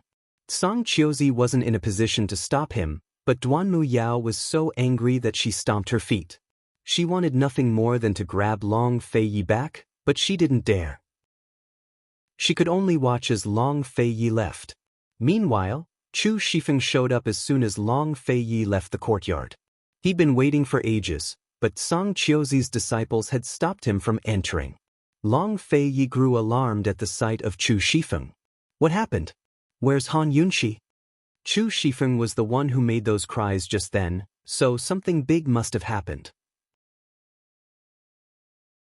Chapter 489. Long Feiyi was stunned by the sight of Chu Shifeng, but the man was even more shocked. Your Highness, you're injured. Chu Shifeng's heart lurched at the sight of the blood by His Highness Duke of Qin's lips and his ashen complexion. It was obvious that His Highness Duke of Qin had suffered severe internal injuries, or else he wouldn't be in such a state. Chu Shifeng guessed that Duanmu Yao must have invited His Highness here because Tianshan Kenzo's men had shown up. But he never expected them to injure His Highness so badly. It couldn't be the old Kenzo man who doted on His Highness, so who could it be? Long Feiyi's cold eyes flickered with impatience. Frightened, Chu Shifeng didn't dare to ask any more questions, but quickly handed over the crossbow he'd brought with him. He gave a concise account of Qin Wangfei's visit to the Gu estate, the assassination attempt there, the betrayal of the Imperial Guards, and the commotion in the fireworks district.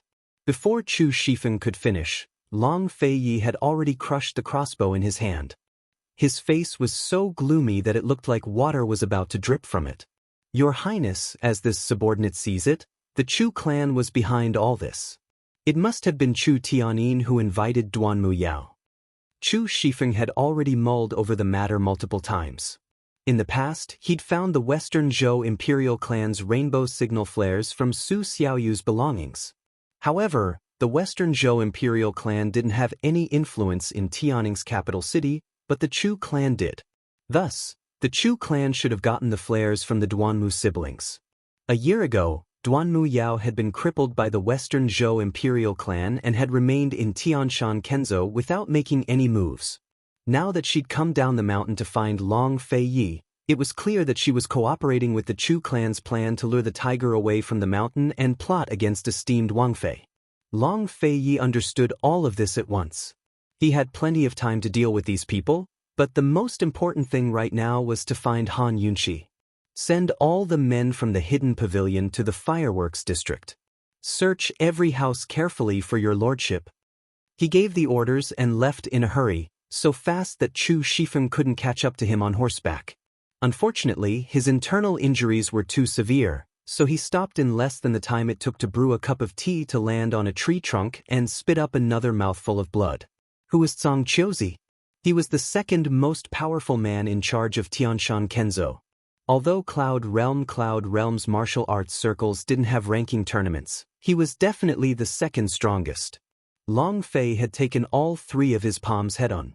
His Highnesses was Long Fei, Long Feiyi had Yi, of Long Feiyis of Fei Chu, Zayaf of Fei Yezes of him. Long Feiyi didn't reply, but suddenly flew down from the tree. Long Feiyi had no choice but to let him have his horse, which he mounted and galloped towards the southern gates. According to Chu Shifeng's explanation, Long Feiyi was 80% certain that Han Yunxi was still in the fireworks district. The crossbowmen had used the spies in the Imperial army to betray them. There was no doubt that they were determined to succeed in this assassination. However, they had chosen to take action in the hidden Gu family and had chosen to withdraw their troops in the fireworks lane. From these 2 points, it could be seen that they were still very afraid of the Imperial army in the Imperial city. Or rather, it could be said that they were afraid of Emperor Tianhui. They were afraid that the personal grudge of assassinating the Wangfei would be escalated to a major incident that would endanger the people of the Imperial city and threaten the Imperial palace. After the black-robed men broke into the brothel, they didn't make any other moves. Either Gu Qisha and Han Yunxi had been kidnapped by them, or they were still hiding in the brothel. Long Feiyi had always looked down on Gu Qisha, but this time he sincerely hoped that the man could protect Han Yunxi well. Currently, the 4 gates of Tianning's capital city had long been sealed. Without Emperor Tianhui or the Imperial Guard's orders, no one was allowed to enter or leave. By the time Long Feiyi reached the gates, it was already dark. Long Tianma and Mu Qingwu had spent half a day trying to create panic with the crossbow archers, while the other kept lying to Emperor Tianhui about the enemy. Although Emperor Tianhui could tell that the crown prince and the general's estate were taking advantage of the situation to exaggerate, the gunpowder incident in the black market made him uneasy. Thus, he ordered the entire city to be on guard and search for the assassins. As soon as the guards on the city walls saw His Highness Duke of Qin, they all fell to their knees. But despite that, no one dared to open the gates. "Open the gates immediately!" Long Feiyi roared. The guard captain was so frightened that he cried out, "Your Highness Duke of Qin, we've already sent someone to ask His Majesty for instructions. They'll be back very soon. May your Highness remain calm." Would Long Feiyi waste words with him? Obviously not. He leaped from his horse and flew straight to the city gates. Before the guards on the city walls could react, he had already landed in the city. Seeing this, Chu Shifeng, who'd been chasing after him, jumped over the walls as well to lead the way to the Red Lantern district. Less than an hour later, news of the Duke of Qin's return spread throughout the capital. Very soon, news of the Duke of Qin leading a large group of black-robed guards to search the Red Lantern district spread as well. His Highness Duke of Qin couldn't be wrong about the location. Thus, Emperor Tianhui didn't bother to punish Long Feiyi for his crimes. He sent a large group of men to follow Long Feiyi to search the Red Lantern district. Long Tianma and Mu Qingwu, who were supposed to have left the capital, not only returned, but also sent men from other places to search for the Red Lantern district. A few imperial princes, a few aristocratic families, various dukes, marquises, the Bailey army, the capital governor, and even the justice courts sent men to search for the Red Lantern district. Some of them truly wanted to find Han Yunxi, while others wanted to claim credit from Emperor Tianhui. Others wanted to curry favor with His Highness Duke of Qin. No matter what their motives were, all of them had gathered at the Red Lantern district for the sake of finding a single Han Yunxi. It had to be said that Cloud Realm Continent's history had never seen such a tense situation in any of its capitals except for usurping the throne. Nor had so many forces gathered at the same time in the history of Cloud Realm Continent's brothels. Tianning's capital city was already filled with fear and trepidation to begin with, but His Highness Duke of Qin's return had turned it into an uproar. Long Feiyi went straight to the brothel where Gu and Han Yunxi were hiding. Long Tianma, Mu Qingwu, and the rest had also arrived with news. By now, all of the guests had fled the place. Only the procuress, the girls, and a few page boys remained. "Imperial Qin Uncle. Your Highness Duke of Qin." Everyone paid their respects, all of them wanting to report the situation. Long Feiyi's internal injuries were severe, and he'd run all the way here. Blood and qi were roiling in his 5 viscera and 6 bowels, but he forced down the taste of blood in his throat. His face was pale white and cold. He ignored the crowd and ordered the secret guards to surround the brothel and search carefully. He strode into the brothel and searched the rooms one by one. He didn't even miss the storage room and the small hall. Seeing this, Long Tianma and the rest followed suit, searching from different floors and directions. Unlike the rough and simple kicks of the soldiers, they were silent and careful, afraid of alerting the enemy. A tense atmosphere filled the entire brothel, but the people in the corner rooms on the top floor had no idea what was going on outside. Only then did they breathe a sigh of relief. By now, Han Yunxi had finished treating Gu's wounds on his back. He had too many wounds, and 5 of them needed to be stitched up. Fortunately, she'd moved quickly, and the hemostatic medicine in her medical pouch was effective enough to prevent him from losing too much blood. Of course, Gu's body was in excellent condition as well. It had to be said that she'd expended a great deal of effort to bandage his wounds. These wounds were both small and numerous, so she could only stick gauze on them one by one and seal them with medical tape. Then she wrapped a layer of white gauze around them to protect them from causing unnecessary damage. After she'd bandaged his wounds, Gu's originally well-built and well-defined upper body had become as bloated as a dumpling. When everything was finally done, Han Yunshi sighed in relief and patted the dumpling gently. Hey, your body is unusually good. I thought you would have fainted before I finished treating your wounds. Ha, these wounds are nothing. A few more stabs won't be a problem, Gu said, pretending to be brave. Han Yunshi snorted. In her opinion, Gu was already at his limit. If he didn't faint after a few more stabs, he must be a monster. She tidied up the medical pouch and the blood stains, then asked casually, I heard that you're the adopted son of the Medical Academy's first elder, and that you were raised with medicine. Is that true? A trace of hatred flashed across Gu Qisha's eyes, but it quickly disappeared. He joked, why else would my body be so good? As he spoke, he prepared to turn over, but Han Yunshi gently pressed him down. Don't move around. These wounds will take at least 2 days to form a scab. Don't move around, there's too many wounds. You'll tear them apart if you move. If you bleed again, even the Medical Academy's first elder won't be able to save you, Han Yunshi said sternly as she pulled the covers over him. Oh, it's alright, I'll just lie there for 2 days. Gu Qishao secretly rejoiced. He was eager for Han Yunshi to make him lie on his stomach for half a month. That way, she'd be able to stay by his side for half a month. Of course, he knew they couldn't stay here for long, but he figured that Long Feiyi had been lured away by Duan Muyao. With the Imperial Guards and Chu Shifeng's skills, they'd probably have to wait until tomorrow to search the area again. Perfect, he could spend the night alone with his poison lass. He still hadn't told her about the antidote for broomcorn millet poison yet. After making sure that Gu wasn't moving around, Han Yunshi got off the bed. She wanted to pour some hot water for Gu to drink and find some food. She wasn't planning to go back so soon, because there were many things she needed to ask Gu Qisha. For example, why was he hiding his identity? Could he think of a way to help her find the person who'd bought the antidote for broomcorn millet poison?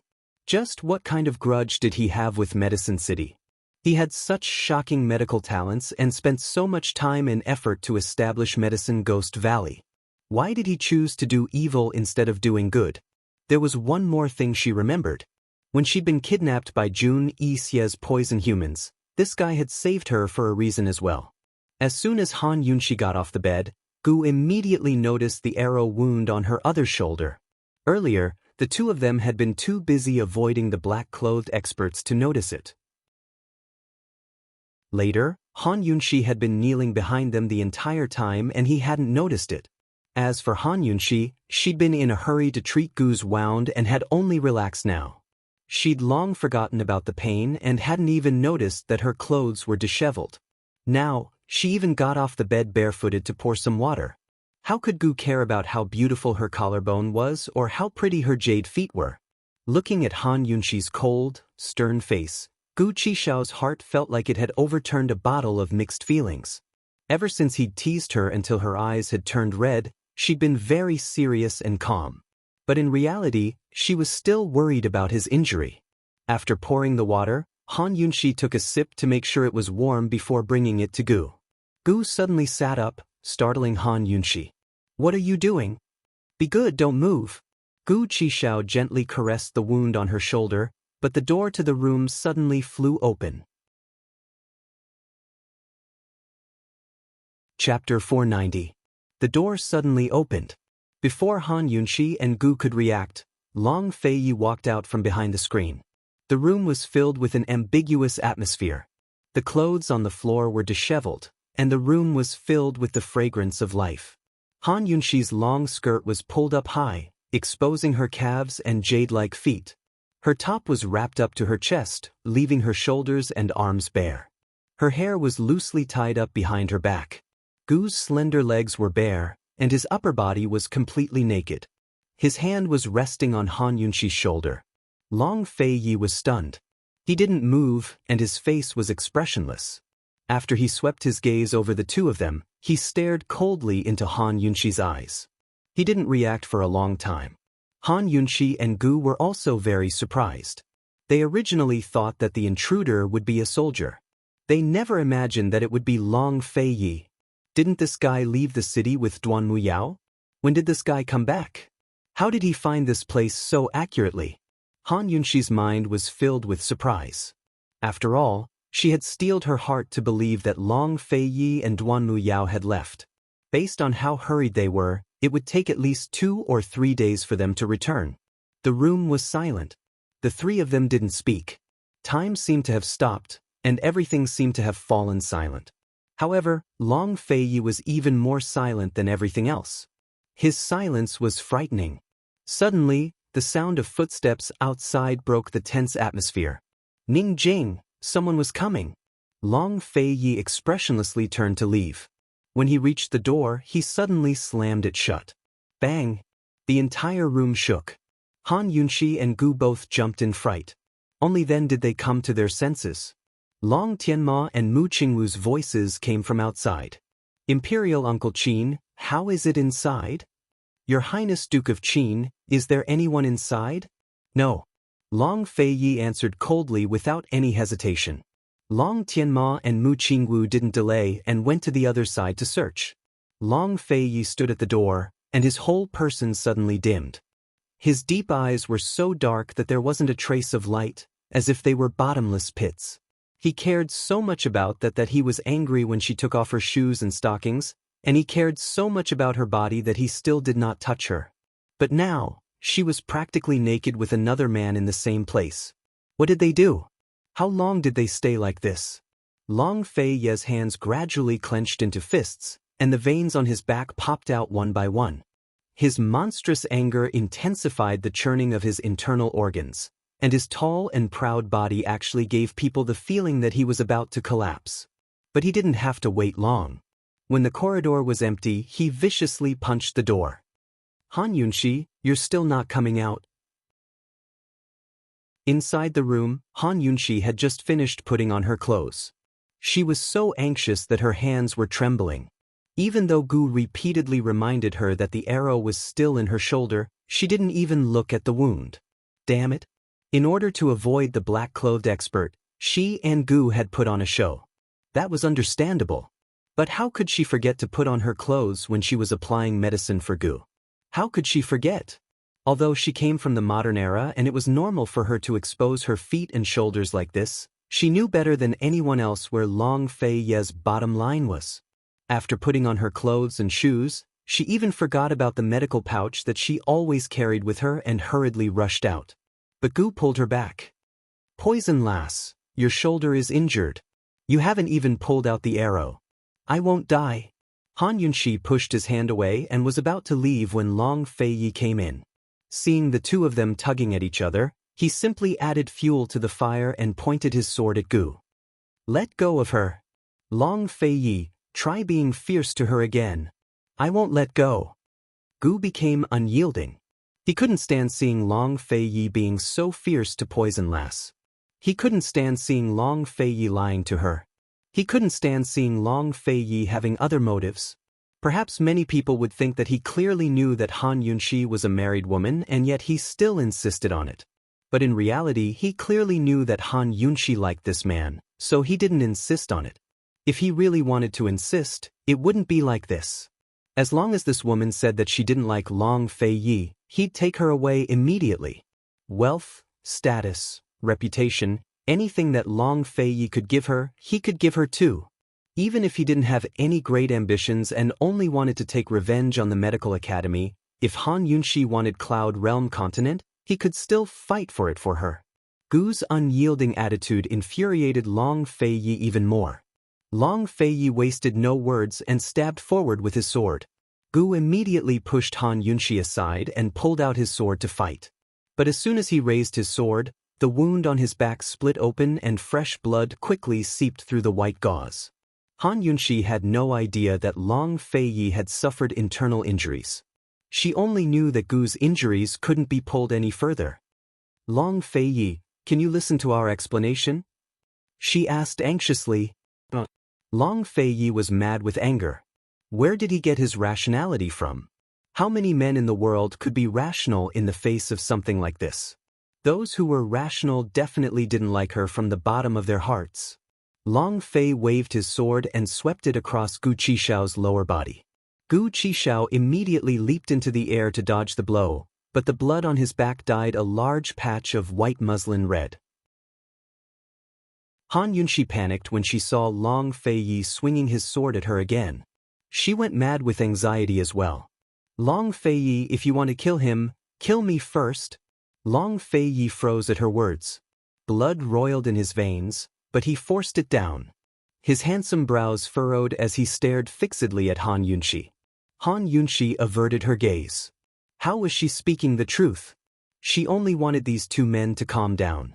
Long Feiyi, she was about to explain when Long Feiyi's lips suddenly curled into a mocking smile. Han Yunxi, this prince has overestimated you. Han Yunxi's heart tightened. She clearly wanted to explain, but when she saw the mocking smile on his lips, her nose turned sour and she suddenly fell silent.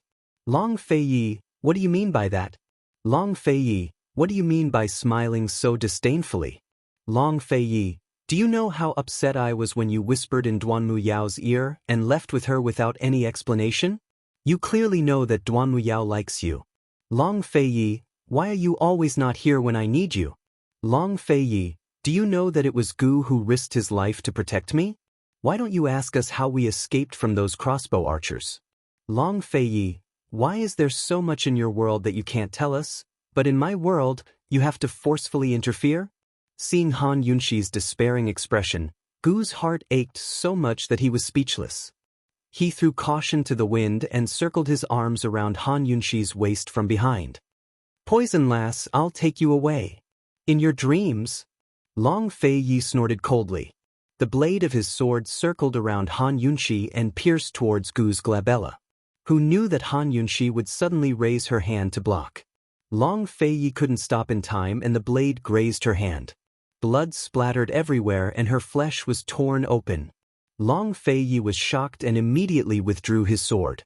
Gu was also shocked. He pulled Han Yunxi behind him and shouted angrily, Long Feiyi, do you know that there's still an arrow in her shoulder? Long Feiyi was mad with anger. He had seen it earlier but didn't realize that it was an arrow wound. He looked towards Han Yunxi's shoulder and couldn't see the wound, only the bloodstains on her clothes. That glaring red calmed him down a lot.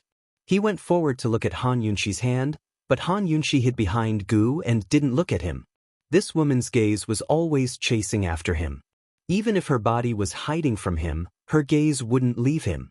When had she ever avoided him like this? Long Feiyi's blood was boiling and there was an indescribable bitterness in his heart. After a moment of silence, he said indifferently, Come here. But Han Yunxi's heart was truly hurt. She couldn't accept the sneer on his lips, so she remained silent and looked away. Gu gave a soft snort and prepared to take Han Yunxi away when Chu Shifeng burst into the room with a few guards. Chu Shifeng gave a start at the sight. Chapter 491. Return to the Han estate? Chu Shifeng almost burst into tears at those words. He wanted to coax her, but didn't know how. He wanted to go back and tell His Highness Duke of Qin, but hesitated. Right now, the brothel was surrounded by a crowd of commoners, soldiers, and soldiers. Countless pairs of eyes were watching.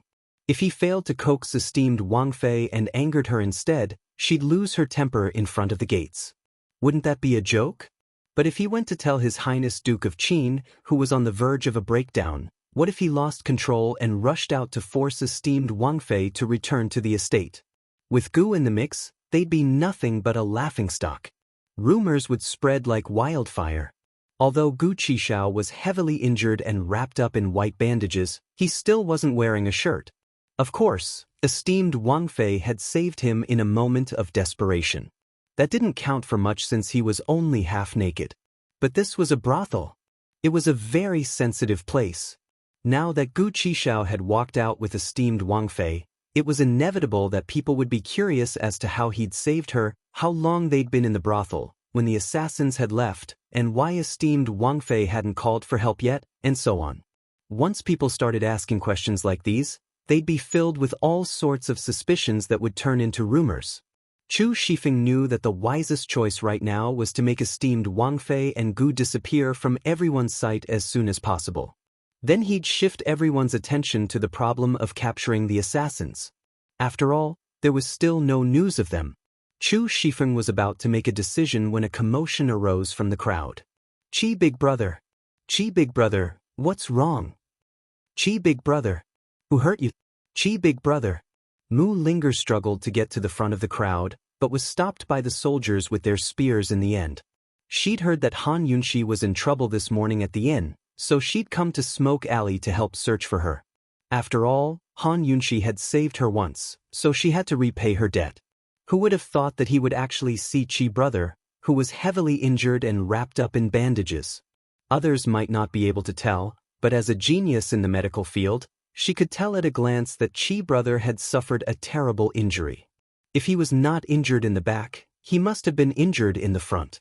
Otherwise, no quack doctor would wrap him up like a dumpling. Gu and Han Yunxi were both surprised and turned to look at Mu Ling. Chu Shifeng was even more surprised. I'm finished. Now that Mu Linger was here, there was no lack of excitement. When she saw Gu looking at her, Mu Linger became even more anxious. She was so anxious that tears almost fell from her eyes. She threw caution to the wind and kicked away the soldiers who were blocking her as she dashed towards Gu. The officials on the side were furious. They were about to arrest her when a single look from Han Yunxi froze them in place. As soon as Mu Linger drew near, she saw that Gu's wound was on his back. The wound had been torn open and the blood hadn't stopped flowing. She circled around him, too flustered to know what to do. She'd waited and searched for him for so long, but now he was seriously injured. Gu ignored her and was about to urge Han Yunxi to leave when Mu Linger suddenly lost her temper. Han Yunxi, it's you again. Silence fell upon the crowd at her words. Han Yunxi was completely disappointed. She didn't react to Mu Linger's yelling, but murmured to Gu, hurry and find Imperial Physician Gu to treat your wound. I owe you this time. What about the wound on your shoulder? Gu was still worried about that. Han Yunxi smiled and mimicked him with a proud expression. This old lady won't die. She prepared to leave as soon as she finished speaking, but Mu Linger blocked her way. Han Yunxi, just what happened? Speak clearly. How did Chi big brother get hurt like this? Mu Linger's first words had silenced the crowd, but her second brought whispers to the crowd. Chu Shifeng wished he could muffle the damned girl's mouth. But how could the impulsive and straightforward Mu Linger ever consider the consequences? She was very, very angry right now. Last time at the Sky Pit, she assumed that Chi big brother was interested in the poison beast, but after finding out about Han Yunxi's bet with the Medical Academy's third elder, she realized that Chi big brother was looking for the poison beast for Han Yunxi's sake. Chi big brother had suffered a lot in the snake den at the Sky Pit. This time, it was because of Han Yunxi again. When she recalled how Han Yunxi had said that she wasn't familiar with Chi big brother and didn't know where Chi big brother was, Mu Linger's rationality would have long been eaten by a dog. Once one's heart was tired, many things were easy to do. Han Yunxi remained silent. She circled around Mu Linger and prepared to leave. Mu Linger wanted to stop her, but Gu suddenly pulled Mu Linger into his arms and laughed out loud. Lass, esteemed Wang Fei rewarded me with 30,000 taels. How about I split half with you? What kind of play was he singing? Even Mu Linger was stunned, to say nothing of the crowd. Chi big brother, did you lose your mind because of the pain? What are you talking about? Your Chi big brother and I were playing in the building when I saw a man in black and esteemed Wang Fei being chased by an assassin. Esteemed Wang Fei said that as long as this old man saved her, she would reward me with 30,000 taels. Gu smiled and looked at Han Yunxi. Esteemed Wang Fei, although you helped me apply medicine, you can't miss out on a single tael of 30,000 taels. Han Yunxi looked at Gu's heartless smile and inexplicably felt like crying. She knew that this guy was protecting her reputation. He was the one who often teased her and spoke nonsense in front of everyone. He was also the one who belittled her. Okay, I won't miss out on a single tael of 30,000 taels. I'll ask His Highness Duke of Qin for it later. Han Yunxi replied loudly. Mu Linger wasn't an idiot. She knew that Chi big brother was spouting nonsense, but she wasn't smart enough to consider the consequences of such a public uproar. She was about to speak again when Gu tilted his head to look at her with a piercing gaze. In a low voice, he said, "Shut up." Mu Linger really did shut her mouth. Although the man she loved was holding her, She felt like he was a stranger to her. So unfamiliar that she was afraid. With Gu's explanation and his embrace of Mu Ling, both commoners and officials were all watching. What kind of rumors could there be? Chu Shifeng never expected things to take such a turn for the better. Thrilled, he shouted, "Su Donglin, escort esteemed Wang Fei back to the estate. Everyone else, keep searching." His Highness Duke of Qin said not to let a single assassin escape. Han Yunxi silently boarded the carriage. As soon as she sat down, she realized she'd forgotten her medical pouch, but she didn't go back to get it. Instead, she glanced upstairs and said, "Let's go." Chu Shifeng didn't know whether esteemed Wang Fei meant going back to the Duke of Qin's estate or the Han estate. He only hoped that Su Donglin could coax esteemed Wang Fei back to the Duke of Qin's estate. He didn't dare tarry and quickly went back upstairs. After all, His Highness's internal injuries were very serious, so he couldn't stop worrying. As soon as Han Yunxi left, Gu left with Mu Ling in his arms. Everyone's focus shifted to catching the assassins. After all, His Highness Duke of Qin was still in the brothel. Inside the brothel, Long Feiyi, Long Tianma, Mu Qingwu, and the rest were all gathered in a room. Many of them had asked Qin Wang Fei about the whereabouts of the assassins, but she'd left without saying a word. Many of them were displeased with her decision. But none of them dared to show it, because everyone could see that His Highness Duke of Qin's expression was very ugly. Currently, Long Feiyi was sitting on the messy bed and cleaning up Han Yunxi's medical pouch. A few gauze, cotton swabs, and other small items had fallen onto the bed. He carefully inspected each item before placing them into the pouch. His movements were very, very slow, and he was as quiet as an abandoned person. Everyone present wanted to ask him about the assassin's whereabouts, but no one dared to rush him. A long while later, Long Fei finished packing up the medical pouch before rising to his feet. Gu Qisha lured the assassins away. Judging from the time the city gates closed, those archers should still be in the city. His voice suddenly turned cold. "Search from house to house for your lordship. This soldier obeys." Mu Qingwu was the first to carry out his orders, followed by the crown prince.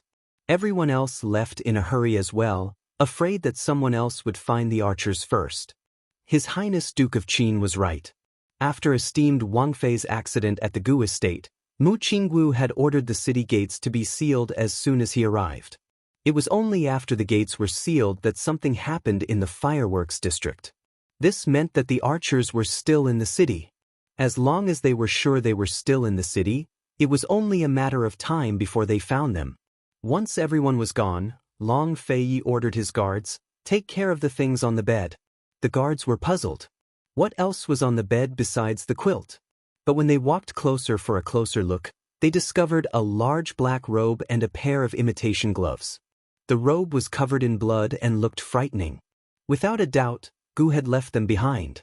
Long Feiyi had hardly left the room when Chu Shifeng arrived. "Where are they?" Long Feiyi asked. This subordinate had Su Donglin send them back. Chu Shifeng really didn't dare to mention the Han estate at a time like this. "Let's go back first," Long Feiyi murmured. He walked very slowly, one hand clutching his medical pouch while the other rested on his sword. Chu Shifeng's heart grew alarmed, but he didn't dare to make a sound. Long Feiyi climbed into the carriage and finally couldn't take it anymore. He leaned weakly against the pillow and closed his eyes.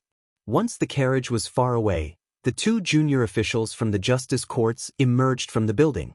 "Looks like we'll have to search for them ourselves." The Duke of Qin is in a hurry to go back and comfort that woman. How could he possibly go after the assassins? Don't you think His Highness Duke of Qin is acting strange today? Even if he's strange, it's none of our business. Hurry up and search. This case will fall into the hands of our justice courts. If we can't solve it, then we'll all suffer. They were almost at the Duke of Qin's estate when Chu Shifeng peeked into the carriage and saw the Duke of Qin hugging his medical pouch as if asleep. Chu Shifeng didn't dare to disturb him, but kept moving forward. He had no idea who was still in the brothel, but he knew that once news of His Highness Duke of Qin's injuries spread, both the assassins and Emperor Tianhui would seize the chance to make trouble for him. Now that all 4 city gates were shut, the assassins could only hide and not escape. Let Emperor Tianhui search for them. His Highness had to treat his injuries first. Chu Shifeng was more concerned about whether esteemed Wang Fei had returned to the Duke of Qin's estate. He was apprehensive the entire way, but when he saw Su Donglin and the carriage at the gates, his heart finally settled back down. Unexpectedly, Su Donglin rushed over as soon as he saw him. "Boss, esteemed Wang Fei went to the Han estate." "I couldn't stop her, what do we do?" Inside the carriage, Long Fei Ye's eyes flew open. Chapter 492. That woman went to the Han estate. Long Fei Ye's heart had finally calmed down, but now it flared up again. He told her to go back to the estate, but she went to the Han estate instead. What did she mean by that? Was she not planning to go back to the Duke of Qin's estate? Did she want to leave him? Long Fei Ye was so angry that his cold face seemed to be covered in a layer of frost. He emanated a frightening aura of danger and almost crushed the medical pouch in his hands. But he didn't say a word. Outside the carriage, Chu Shifeng was trembling with fear. He didn't know if His Highness had heard Su Donglin's words, but he still had to report it. After all, His Highness had left the task of escorting esteemed Wang Fei back to the estate to him.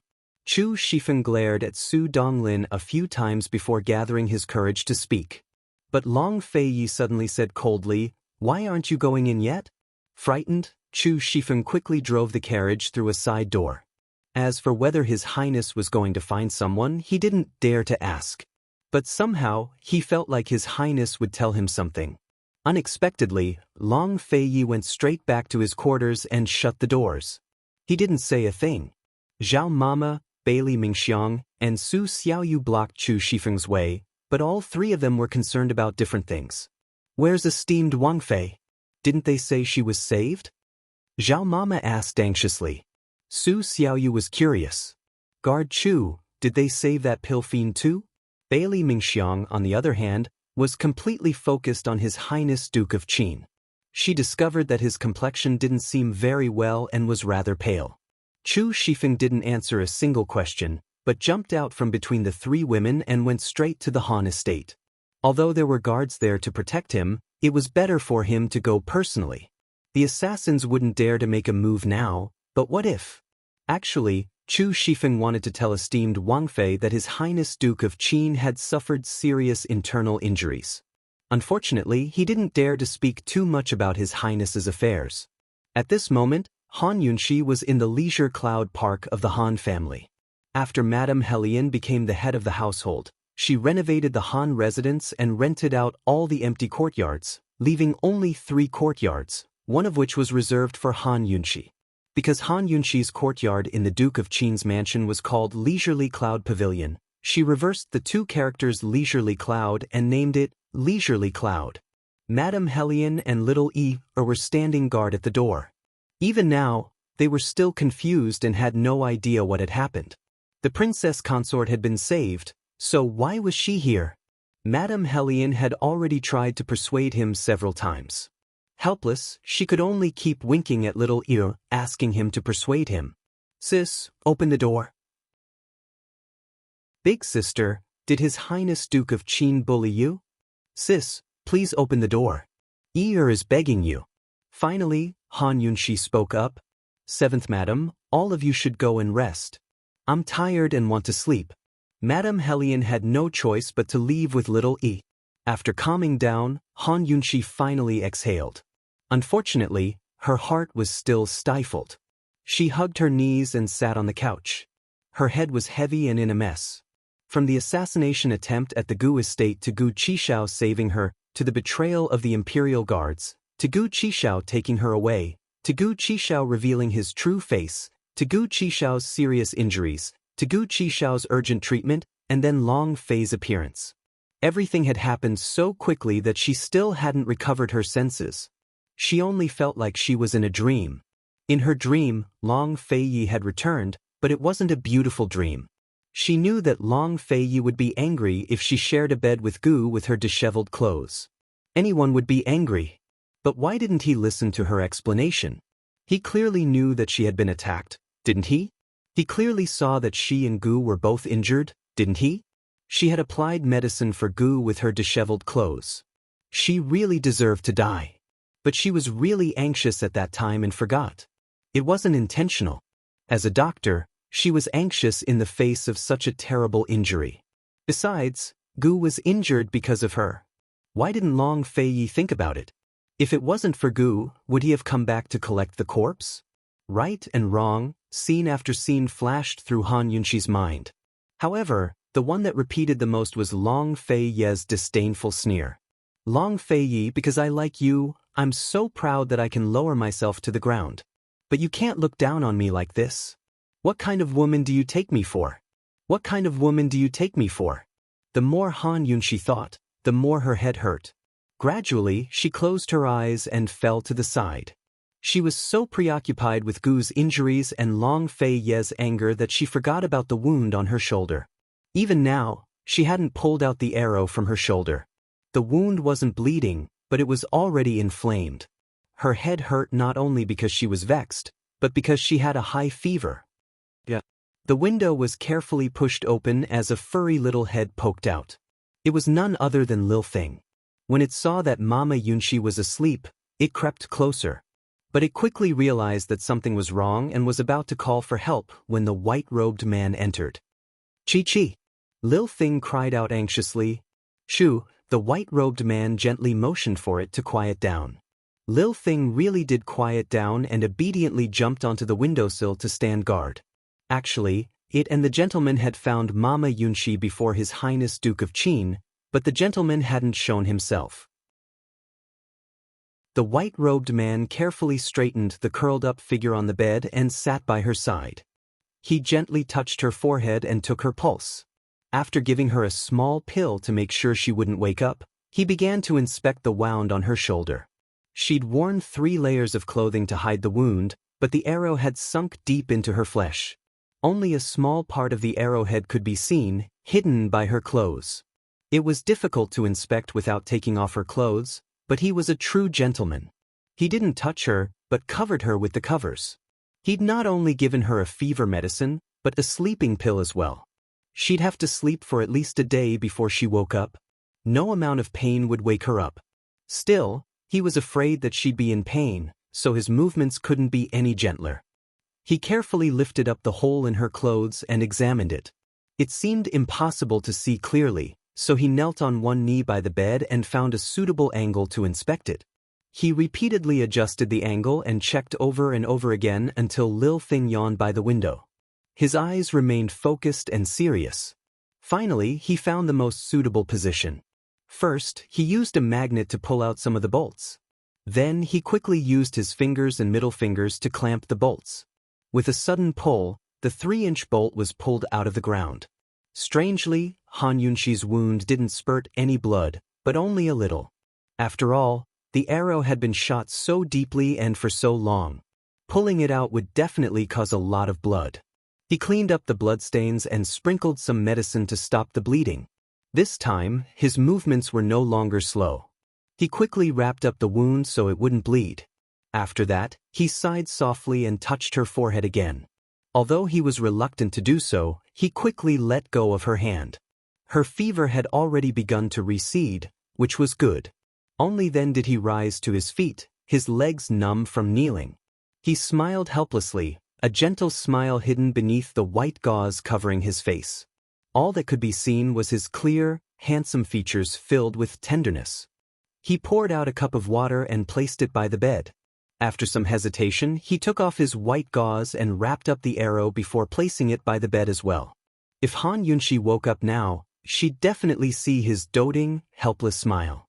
It was the most gentle face in the world. Unfortunately, Han Yunxi was still asleep. Silly girl, the wound is so deep, you mustn't move around. He looked at her for a long time, long enough for Lil Thing to assume that he'd stay. But in the end, he turned to leave. Lil Thing finally realized that he wasn't wearing a mask, but it wasn't shocked. It had long known who he was. His scent was the cleanest in the world, and the faint scent of medicinal herbs was the best in the world. After leaving the room, he suddenly vanished into thin air. Lil Thing panicked and quickly leapt onto the roof. Fortunately, he was standing right there. Naturally, Lil Thing had to stay behind to protect Mama Yunxi, but it had something to tell the gentleman. It quickly scurried onto his shoulder and dug out a clot of congealed blood. Cheep cheep cheep cheep. This was Gu's blood. It had long sensed that something was off about Gu, but never expected his blood to be so delicious. It didn't know what was wrong with the blood, nor could it tell that it was poisonous, but it made its mouth water as soon as it smelled it. It really was delicious. Seeing this, the white-robed man smiled and took out a clot of blood as well. You noticed it too? Lil Thing was stunned. Cheep cheep cheep cheep. A poison Gu human with an undying body. That child from the medical academy, it really was him. The white-robed man's expression grew heavy. It was precisely because he'd discovered Gu's undying body that he hadn't made a move. If an undying poison Gu human couldn't protect her, who else in the world could? But was it a blessing or a curse to be friends with this ruthless poison Gu human who didn't care about the world? Sensing the approaching guards, the white-robed man set Lil Thing down and quickly vanished from sight. Lil Thing cradled the clot of blood and wanted to hide it for Mama Yunxi to see, but when it remembered that Mama Yunxi's skills were limited and she wouldn't be able to tell, it simply swallowed it whole. So delicious. Chu Shifeng and a few of his guards patrolled the area before vanishing back into the shadows. That very night, while the guards were still patrolling the area, Gu Qishao openly showed up with Lady Hellion. He was still dressed in his usual flirtatious red robes that hid the numerous wounds on his back. Aside from his slightly pale face, he looked just like a normal person. Lady Hellion had no idea what the truth was, but she'd heard rumors outside that Gu had saved esteemed Wang Fei. Thus, she treated Gu with extra courtesy. Sir Gu, esteemed Wang Fei's been shut up in her rooms ever since she arrived. She refuses to see anyone, Lady Hellion said anxiously. Gu was alarmed. Didn't anyone treat your wounds? Lady Hellion was startled as well. Wounds? Han Yunxi had been shot very deeply. Moreover, she'd taken off her clothes and put them back on after being shot, so the arrow was hidden beneath her clothes. It was impossible to tell unless one looked closely. Gu immediately realized what was going on and prepared to kick the door open, but Chu Shifeng suddenly appeared to block him. Gu, don't be so impudent.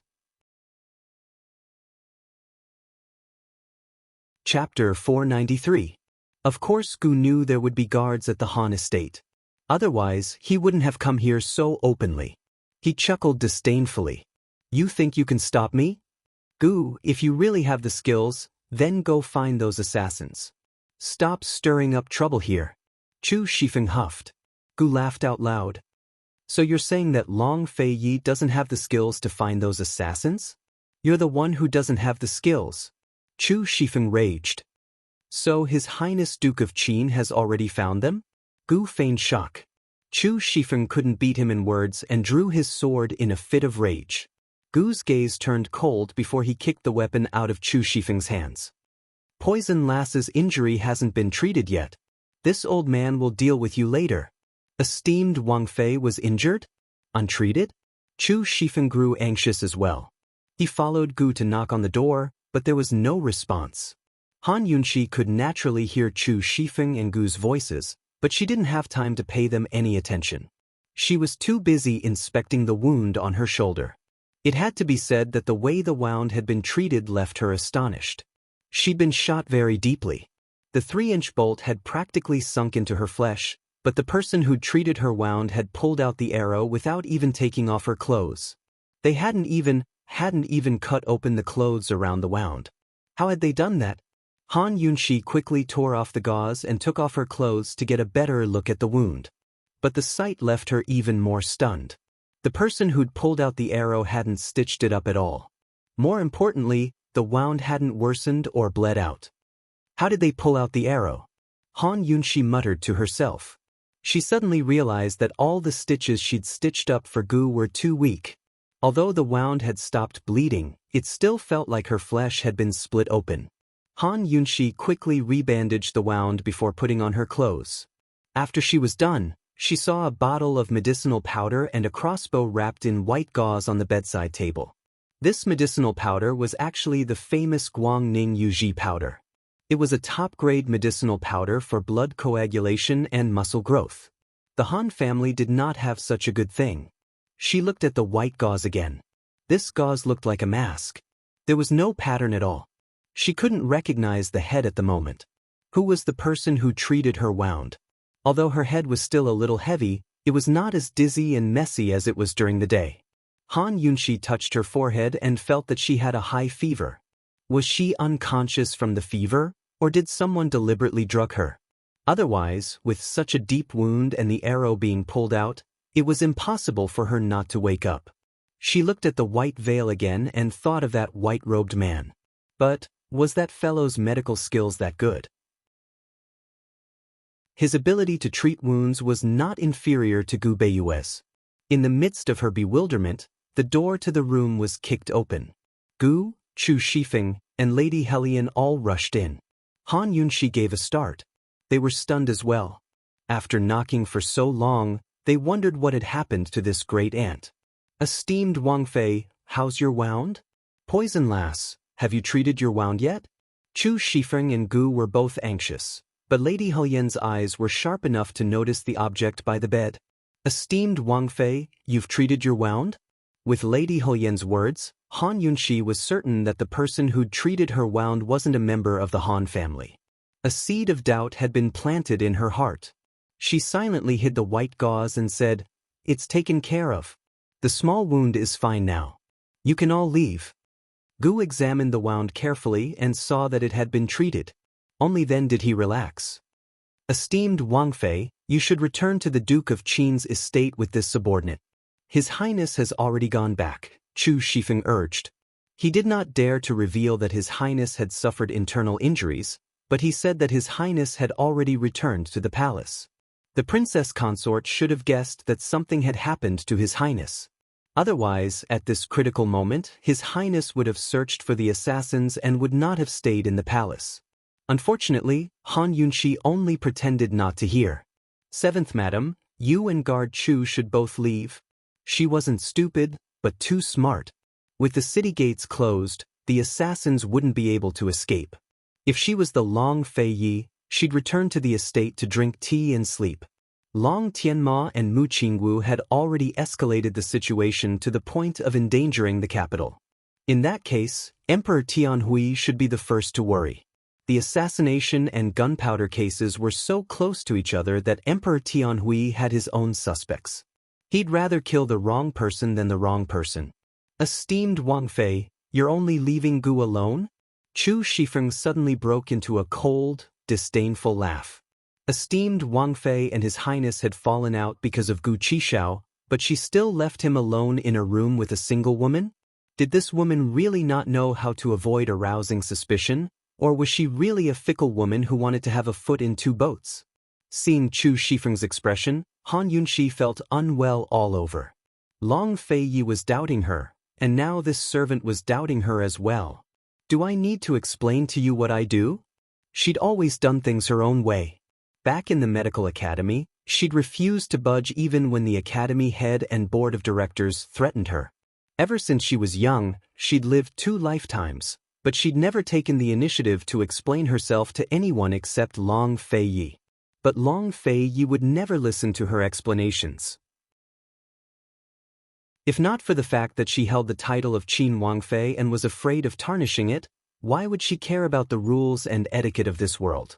Why were there so many rumors and slanders? She, Han Yunxi, would never give face to anyone, much less this world. Chu Shifeng fell silent. This subordinate has overstepped his bounds. Esteemed Wang Fei, please forgive me. Scram. Han Yunxi said bluntly. Chu Shifeng was both angry and aggrieved as he turned to leave.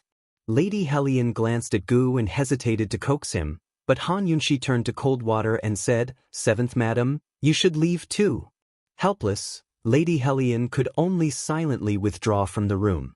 As soon as she was outside, she chased after Chu Shifeng to put in a good word for esteemed Wang Fei. Perhaps esteemed Wang Fei had left Gu Qishao behind for business, but Chu Shifeng was long gone by the time she ran after him.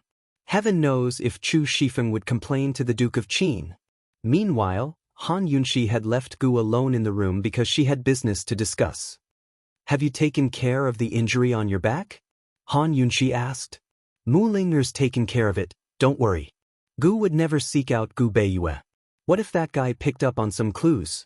Actually, he hadn't sought out Mu Ling at all. Once the bleeding reached a certain point, it would stop on its own, so he was too lazy to treat it. Mu Ling had long been poisoned by him and was now sleeping in the inn. Han Yunshi was relieved to see that Gu seemed to be in good spirits. She sat down and fell silent for a while before speaking. Gu Chi-sha, how should I address you? She'd remembered the favor of saving her life, but she still had to pay for his deceit. Gu could guess that Han Yunshi had asked him to stay because of that. He grinned as he sat down. Chi Big Brother would be the best. Han Yunshi was in no mood to joke around. She said coldly, you're investigating my origins too. Why did you bring me to Mute Granny? Why did you fall out with Medical City? Are your poison skills related to the poison sect? Gu laughed heartily. Girl, don't you get tired of thinking so much? Answer my question. Han Yunshi said seriously. Hey, Chi Big Brother, let me tell you something. Before Chi Big Brother met you, he already had two identities. The Medical Academy will keep an eye on Gu Chi-sha, but not on Gu, understand? This is Chi Big Brother's own secret, Gu said with a smile. Han Yunshi understood. Everyone had their own secrets and there was no need to explain them to anyone. Just like the secret of her transmigration and the secret of her detoxification space, there was no need to tell anyone. She didn't want to pursue these questions, but there was one thing she had to clarify. Why are you investigating my origins? She asked sternly. From the time this fellow started to pay attention to her poison skills, to the Tang sect's hidden weapons, to the embroidered words on her medical bag, to investigating Madame Tianxin, to finding Mute Granny from the Mu family. All of this was to investigate her background. Don't think that just because he's always joking around, she'll take him for a fool. This guy still doesn't know that her biological father isn't Hong Kongan, but a descendant of the poison sect. When he first brought her to Mute Granny, he was already suspicious of her relationship with the poison sect. The reason he'd noticed her at first was probably because he suspected that her poison skills were related to the poison sect. Han Yunshi had asked him why he was looking for a descendant of the poison sect. He joked, as a catalyst to refine an antidote. She'd even asked him what kind of poison he'd been afflicted with, and he'd said, the most poisonous poison in the world. Han Yunshi didn't believe his joke, but she firmly believed that this guy had a motive for getting close to her. This time, Gu wasn't smiling. Instead, he wore a rare expression of seriousness, but he didn't answer Han Yunshi's question. Instead, he said seriously, Poison lass, trust me. No matter what I do, I won't harm you. Is he trying to brush me off? Han Yunshi was clearly angry, but when she saw Gu's stubborn and sincere gaze, she couldn't bring herself to question him. She was afraid that she'd hurt his heart. Just yesterday he'd risked his life to save her. What reason did she have to not trust him? Han Yunshi was silent for a long time before she said, I believe you. But I have the right to know the truth, don't I? She'd inherited everything from this identity, but she still didn't know the secret behind it. She really was a failure. When he saw Han Yunshi's stubborn and sincere gaze, Gu Chi-sha suddenly laughed. Poison lass, you're not the person I'm looking for. This matter has nothing to do with you. You have no right to know. He'd been investigating all this time, looking for the descendants of the poison sect. Ever since Poison Woman and Mute Granny had been imprisoned, all his leads had been cut off. So far, this woman in front of him was the biggest suspect. However, his words today weren't just brushing her off, nor were they a lie. He hadn't just said it for Han Yunshi's benefit, but for himself as well. His poison lass wasn't the person he was looking for. She definitely wasn't. Even if she was, he'd pretend that she wasn't. He had plenty of ways to take revenge on Medical City, but as for the antidote, her existence, every smile, every frown, every word was the best medicine for him. Antidote my ass. It's fine if you don't understand. Han Yunshi was skeptical, but she couldn't refute Gu. He was right, she had no right to know anything that had nothing to do with her. Gu Chi-sha rose to his feet and stretched lazily.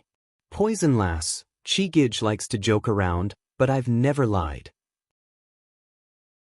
He turned to leave, but when he reached the door he turned back and added, "That's right, poison lass. Chi brother really didn't hide the antidote for the broomcorn millet poison." Chapter 494. He didn't keep the 10% antidote for himself? What did he mean? If he didn't keep it, where did the antidote go? Han Yunshi's other reason for keeping Gu Qishao here was to ask him who he'd sold the antidote to back then. Who knew that Gu Qishao would leave her with such a line? Gu Qishao, wait. Han Yunshi chased after him, but Gu Qishao was already nowhere to be seen. She stood at the door in a daze. Her fever and sleeping pills had just subsided, but her head was still a little heavy. She tried to recall what happened with the antidote, but soon her head started to throb. Back at Pill Fiend Valley, she'd used the serpent fruit to calculate the true amount of antidote. Meanwhile, Gu Qishao had used useless medicinal powders to mix with the antidote, causing the inside of the bottle to turn black. This proved that he'd given Long Fei a full bottle. At that time, she didn't think too much about it and immediately assumed that the inner wall of the bottle that Gu had given her was completely black, thus denying Gu's evidence. If Gu had mixed the fake antidote, then so be it. Why did he choose the fake antidote that would react with the porcelain bottle? Why did he have a trick up his sleeve? At that time, she had also thought about this question, but she didn't think too much about it. She just thought that Gu had left this trick up his sleeve so that he could cheat them of the antidote. To be honest, although she had been so serious about the quantity, she didn't want to prove anything. She just wanted to deny Gu. Because before she went to the Medicine Ghost Valley, she had already denied Gu completely. She couldn't possibly doubt her own husband and trust someone who had mixed the fake antidote to cheat them. But what about now? The person who had mixed the fake antidote to cheat them was Gu. It was Gu who had brought her to find Mute Granny. Therefore, Gu had no reason to kidnap Mute Granny and secretly hide the 10% antidote for Mute Granny. 10% of the antidote was just enough to cure the broomcorn millet poison once. If it wasn't Gu, then who had the 10% antidote? What was he going to do with it? Han Yunshi suddenly realized that she was afraid. She didn't dare to think further, nor was she willing to think further. Now it seemed that Gu had purposely used the ineffective powder to blacken the inner wall of the porcelain. Did that guy know something? Who? Come out. Gu, I know you're here. Come out and explain yourself. Gu. Han Yunshi chased him to the courtyard and shouted desperately. Unfortunately, this time, Gu really left. No one responded to her for a long time. Can I pretend to be stupid? Can you pretend you don't know anything? Han Yunshi asked herself in her heart. She had never been a timid person, but this was the first time she felt scared. If the Long Fei Yi had lied to her, then what was the purpose of the Long Fei Yi? She felt like she needed to calm down. She didn't dare to think any further and weakly turned around, only to see a familiar figure standing in front of her door. That tall and proud figure, that cold and stern face, was him, Long Fei Yi. Your Highness, as if out of habit, she couldn't help but call out his name. But as soon as she opened her mouth, she stopped abruptly and chose to remain silent. Long Fei Yi looked at her in silence as well. Dressed in black robes, he emanated a merciless air. The two of them were less than 10 steps apart, but it felt like they were separated by centuries. When you were born, I wasn't. When I was born, you were already old. Time was the greatest distance. Long Fei Yi, if I hadn't transmigrated here, would you have grown old in my world and become history? Would I not be so sad then? Long Fei Yi didn't speak. Han Yunshi's mind was a mess, and her heart was even more confused. She needed to calm down. She turned to leave, but Long Fei Yi suddenly said coldly, "You're looking for Gu?" So Chu Shifeng went back to complain? Thus, it took him an entire day and night to find his way here because of Gu Qishao? She'd realized she'd left her medical pouch outside the brothel, but purposely didn't go upstairs to get it. Hadn't she left it there for him? She'd left him with a reason to find her. She knew he'd check the room and find the pouch. But he'd only come now because Chu Shifeng had complained. Han Yunshi's heart grew cold. She didn't answer, but turned to leave. Long Fei Yi flew over to block her way. You still haven't answered your lordship's question. Han Yunshi took a deep breath and bowed respectfully. Yes, I'm looking for him. May I ask if your Highness Duke of Qin has any other business? Her reverence was an eyesore to Long Fei Yi. What? You can't bear for him to leave. It looks like your lordship came at the wrong time. He laughed coldly. Han Yunxi's eyes began to sting, but she stubbornly held them back. She gave him a provocative look. Han Yunxi. Long Fei Yi flew into a rage. He pressed down on her shoulder and gripped it so tightly that he almost crushed it. At this moment, Lady Hellion arrived. Seeing the situation, she cried out in fright, "Your Highness Duke of Qin, please have mercy. Your Highness Duke of Qin, esteemed Wang Fei's shoulder is injured, you can't. You can't." Long Fei Yi finally remembered that he'd seen her shoulder injured at the brothel. He abruptly released her, but it was already too late. Fresh blood seeped out from her bandages and clothes to stain his hands. He stared blankly at his bloodied hands, then at Han Yunxi's pale, stubborn face. His heart felt like it was being cut by a knife. He was about to apologize when Han Yunxi smiled, her dimples as beautiful as a flower. "Long Fei Yi, everyone can see my injury. You're the only one who hasn't seen it since last night," she said. "Your Highness Duke of Qin, if there's nothing else, please do as you please. I'm still in a rush to find Qi brother." "Qi brother?" Long Fei Ye's entire being emanated a terrifying killing intent. His bloodied hands slowly clenched into fists that crackled as if ready to punch her at any moment. Lady Hellion was scared witless. She gaped and couldn't speak. Han Yunxi's shoulder hurt like hell, but it couldn't compare to the pain in her heart. She didn't say anything else, nor did she want to ask about broomcorn millet poison. She curtsied and turned to leave. Long Fei Yi narrowed his eyes at her retreating form. She was already far away, but he didn't move. It wasn't until Chu Shifeng found him that he recovered his wits. "Your Highness, this subordinate. Chu Shifeng didn't know what to say. He wanted to go back and complain, but he couldn't find His Highness anywhere in the Duke of Qin's estate. He had no choice but to turn back, only to find His Highness at the Han estate. Before Chu Shifeng could figure out the situation, Long Fei had already turned to leave. The hand behind his back had been clutching a medical pouch. If it wasn't Han Yunxi's, who else could it be? "Guard Chu, did you complain to the Emperor? Which servant doesn't want the best for their master? It's fine if you don't try to mediate, but you even added oil to the fire. What are your intentions?" Yunxi definitely isn't that kind of person. She must have something to discuss with Sir Gu. "I'm telling you now, His Highness won't forgive you easily once they make up," Lady Hellion warned angrily. Chu Shifeng felt wronged. "I didn't say anything. I've just found His Highness." "Then why are they arguing again?"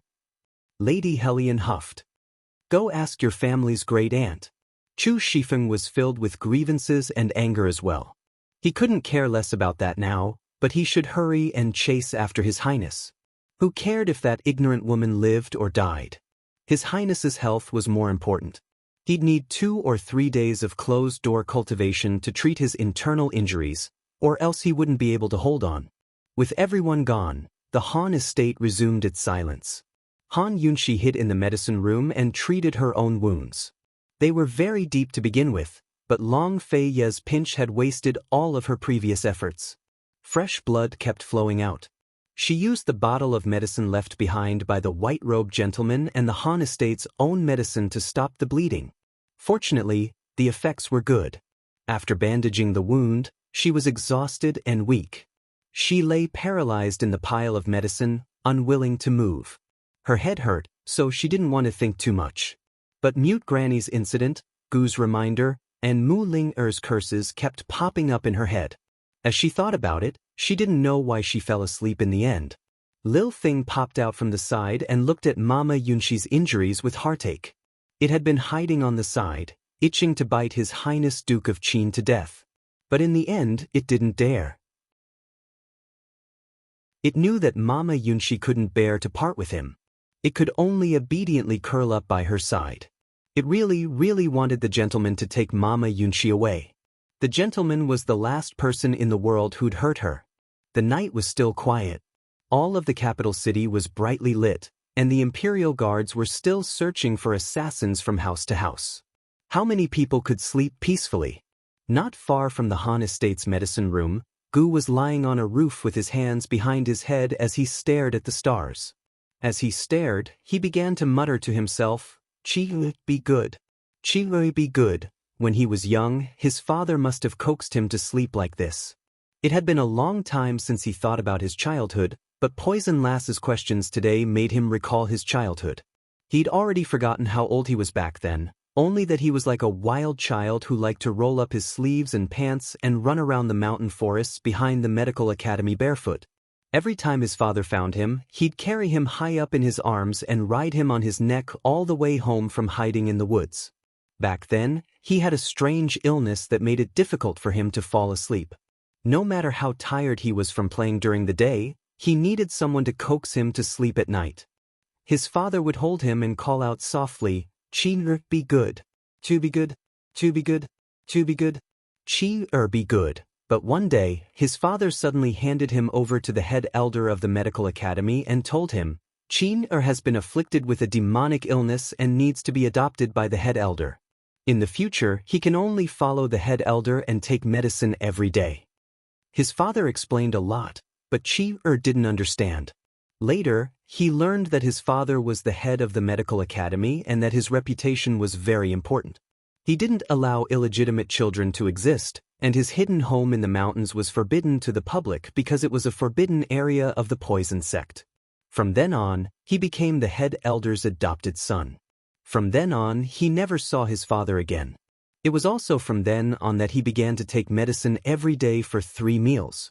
Every time he was about to vomit, his adopted father would tell him that he only had to obediently take his medicine and stay alive to see his father again. He wanted to see his father because he didn't have a mother. He only had one father from the time he could remember. Suddenly, there was a loud bang that shook the entire capital.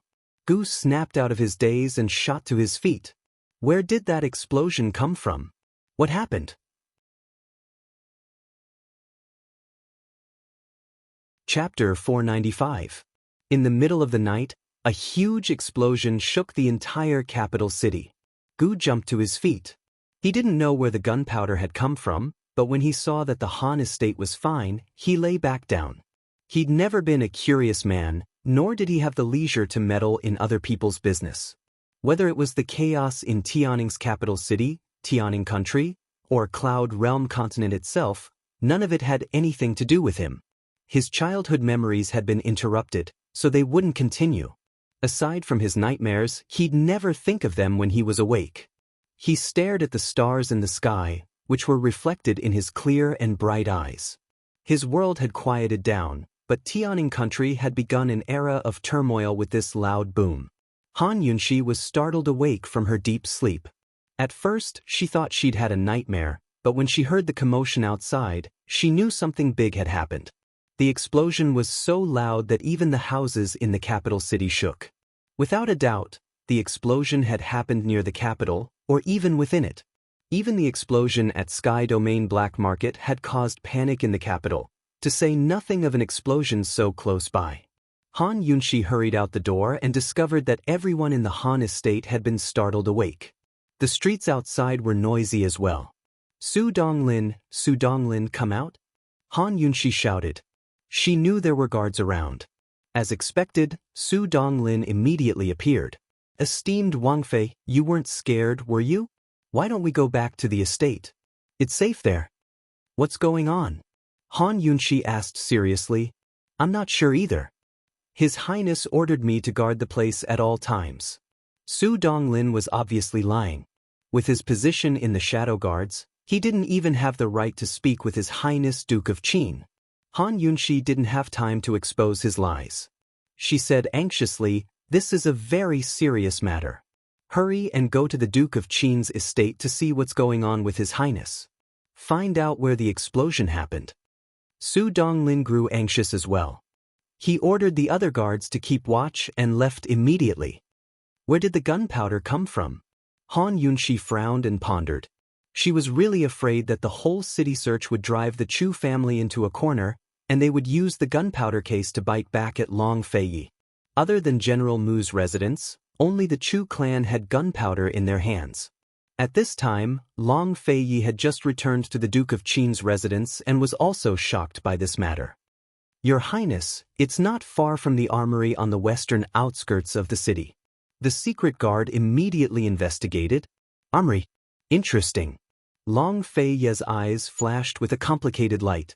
After a moment of silence, he ordered, "Tell Chu Shifeng that your lordship is going into closed-door cultivation for 2 days. Send more people to keep an eye on the Han family." After he finished speaking, he entered the palace and did not mention a single word about the explosion just now. Does His Highness Duke of Qin have no opinion on such an important matter? The guard was curious but didn't dare to ask. He quickly went to find Chu Shifeng. The entire capital city was brightly lit by lanterns. Both the common people and the imperial family were panicking, but Emperor Tianhui was the most panicked of all.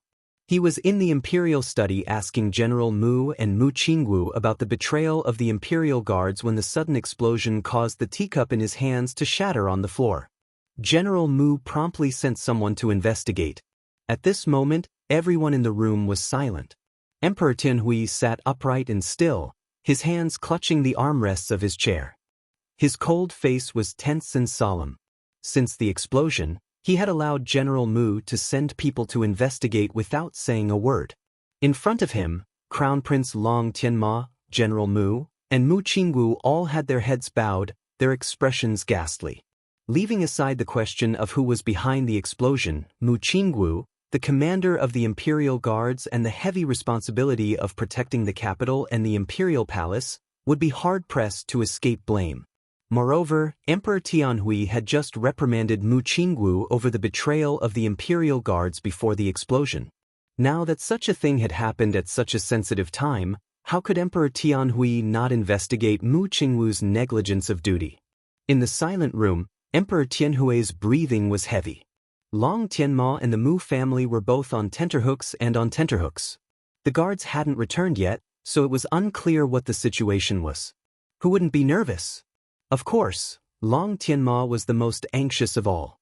He was feeling uneasy. Over the past 2 to 3 days, he and Mu Qingwu had put in plenty of effort to convince the emperor that the crossbow archers had something to do with the black market gunpowder case. Both of them were a threat to the capital. But someone had whispered something into the emperor's ears, causing him to summon the Mu family to the palace that very night to ask about the betrayal of the imperial guards. Everyone knew that the young commander of the imperial guards had been stabbed to death by Mu Qingwu in a moment of desperation, while the 2 captains had been imprisoned and interrogated. But who would have time to pay attention to such details when the city was still searching for the crossbow archers? The emperor had only asked once before, then told them to use torture to interrogate them. After that, he'd stopped asking. But tonight, he suddenly wanted to ask for more details. Then there was the sudden discovery of the explosion. Wasn't all of this too much of a coincidence? Suddenly, a rush of footsteps broke the silence of the imperial study. The guards who'd gone out to investigate had returned. In a flash, the tense crowd grew even more tense. Just what was the situation? Eunuch Luo hadn't even brought him in before Emperor Tianhui couldn't take it anymore. Where was the explosion? Just what happened? To reply, Your Majesty, it was the military depot on the western outskirts that exploded. The explosion destroyed 2 storehouses full of weapons. We're still counting the casualties and the military doctors have all rushed back. At these words, Long Tianma, Mu Qingwu, and General Mu all looked up at the same time, their faces pale with shock. The military depot exploded. How could this be? The depot on the western side of the city belonged to the Imperial Guards under General Mu's command. It was a large storehouse for weapons, an important location that was heavily guarded. How could something like an explosion happen there?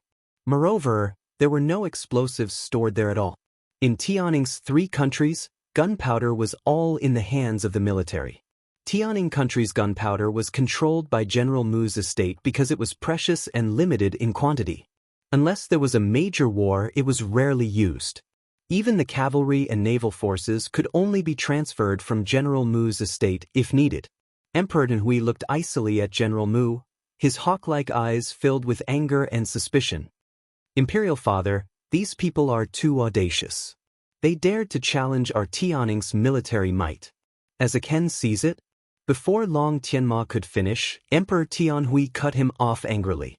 General Mu, why would the military depot explode for no reason? Where did the gunpowder come from? Tianning's gunpowder storehouses were scattered all over the country, while the capital's was located on the eastern outskirts of the city. Without Emperor Tianhui's permission, even General Mu couldn't use it. Where did the gunpowder in the armory come from? Did someone do it on purpose, or was there a secret stash of gunpowder in the depot that accidentally ignited it? It was hard to say. Imperial Father, it must be those people from the black market. They're probably trying to create panic and divert attention so those archers have a chance to escape. Those people must be accomplices. Imperial Father, Tianning's gunpowder controls are so strict. I'm afraid the gunpowder was smuggled in by a foreign power. Long Tianmo explained anxiously. Although he didn't specify which country the foreign power was from, a smart person would know without thinking. Such a sensitive matter could only be muddled through trade at the border. Northern Li and Tianning didn't have any trade, but Western Zhou and Tianning did. Unfortunately, Emperor Tianhui didn't even spare him a glance. Seeing this, Mu Qingwu grew anxious as well. He was about to speak when General Mu silenced him with a look. In the end, the Crown Prince and the young general were still too inexperienced. Since the Emperor had summoned them to ask about the betrayal of the Imperial Guards, it meant he was already suspicious of them. If they pointed the spear at the Chu clan like before, it would only make the Emperor feel disgusted and suspicious. General Mu stepped forward and fell to his knees. Your Majesty, this soldier is guilty. Seeing this, Mu Qingwu followed suit. Long Tianma's eyes flashed with a complicated look, but he didn't dare to speak. Your Majesty, this soldier neglected his duties and allowed the assassins to run amok. The people's hearts were in a state of panic, and I know it's difficult to escape punishment. Whether or not the military depot was secretly stashed with gunpowder to cause the explosion, or whether or not someone else brought gunpowder to cause trouble remains to be investigated. But no matter what, this soldier is guilty of failing to supervise and protect the depot. These two crimes are heinous and unpardonable. May your Majesty meet punishment. His words sounded like an apology, but he was tactfully explaining the two reasons for the explosion. Emperor Tianhui's anger faded a little, but he still gave a cold snort. So you know you're guilty too. General Mu kowtowed on the ground, not daring to speak. On the side, Long Tianma and Mu Qingwu were even more afraid to speak. Emperor Tianhui clenched his fists and slammed them against the table. After a long silence, he said, Zhen will give you 3 days to investigate this matter clearly. Otherwise, don't think Zhen won't touch you just because you've been an official for 2 dynasties. Thanks to your Majesty for your grace. General Mu thanked him repeatedly. Mu Qingwu, we will also give you 3 days. If you can't catch those crossbowmen by then, I'll give you 3 days. If you can't catch those archers, then you can go accompany your 2 subordinates in prison. Emperor Tianhui said coldly. This soldier obeys. Mu Qingwu was even more afraid to speak. After the 3 of them left the imperial study, they exchanged glances. None of them dared to discuss the matter. It wasn't until they were far enough away that Long Tianma lost his temper. Young general, just what's going on with the defection? Don't tell this crown prince you didn't know. If it wasn't for the defection, how could the emperor have raised suspicions for no reason? Mu Qingwu's gaze was still evasive, but General Mu was serious. Your Highness Crown Prince, the 2 captains of the Imperial Guard are still locked up in the prisons. There's plenty of people who'd like to take advantage of the situation to hit them while they're down. It's inevitable that His Majesty would be suspicious. It's Qingwu's fault for being impulsive. He shouldn't have killed that commander. Since General Mu had already said as much, what else could Long Tianma pursue? He sighed heavily. Right now, the most important thing is to find evidence. As long as we can prove that the military depot didn't have any hidden gunpowder, this crown prince refuses to believe that Imperial Father will sit still. They even dared to touch the military depot. Those people must be tired of living. It was easy enough to prove that the explosion wasn't caused by the secret stash of gunpowder. The military depot was heavily guarded and filled with people trained by General Mu himself. There was no way they'd betray General Mu, so General Mu was confident that the explosion had occurred outside of the depot. As long as they could find the source of the explosion, the Crown Prince could continue to nip at the Chu clan. For General Mu, who'd been in charge of the gunpowder depot for many years, finding the source of the explosion was easy. But while General Mu and the other two split up, a woman in the Eastern Palace grew frantic. She was none other than Mu Luiyue. What had she done?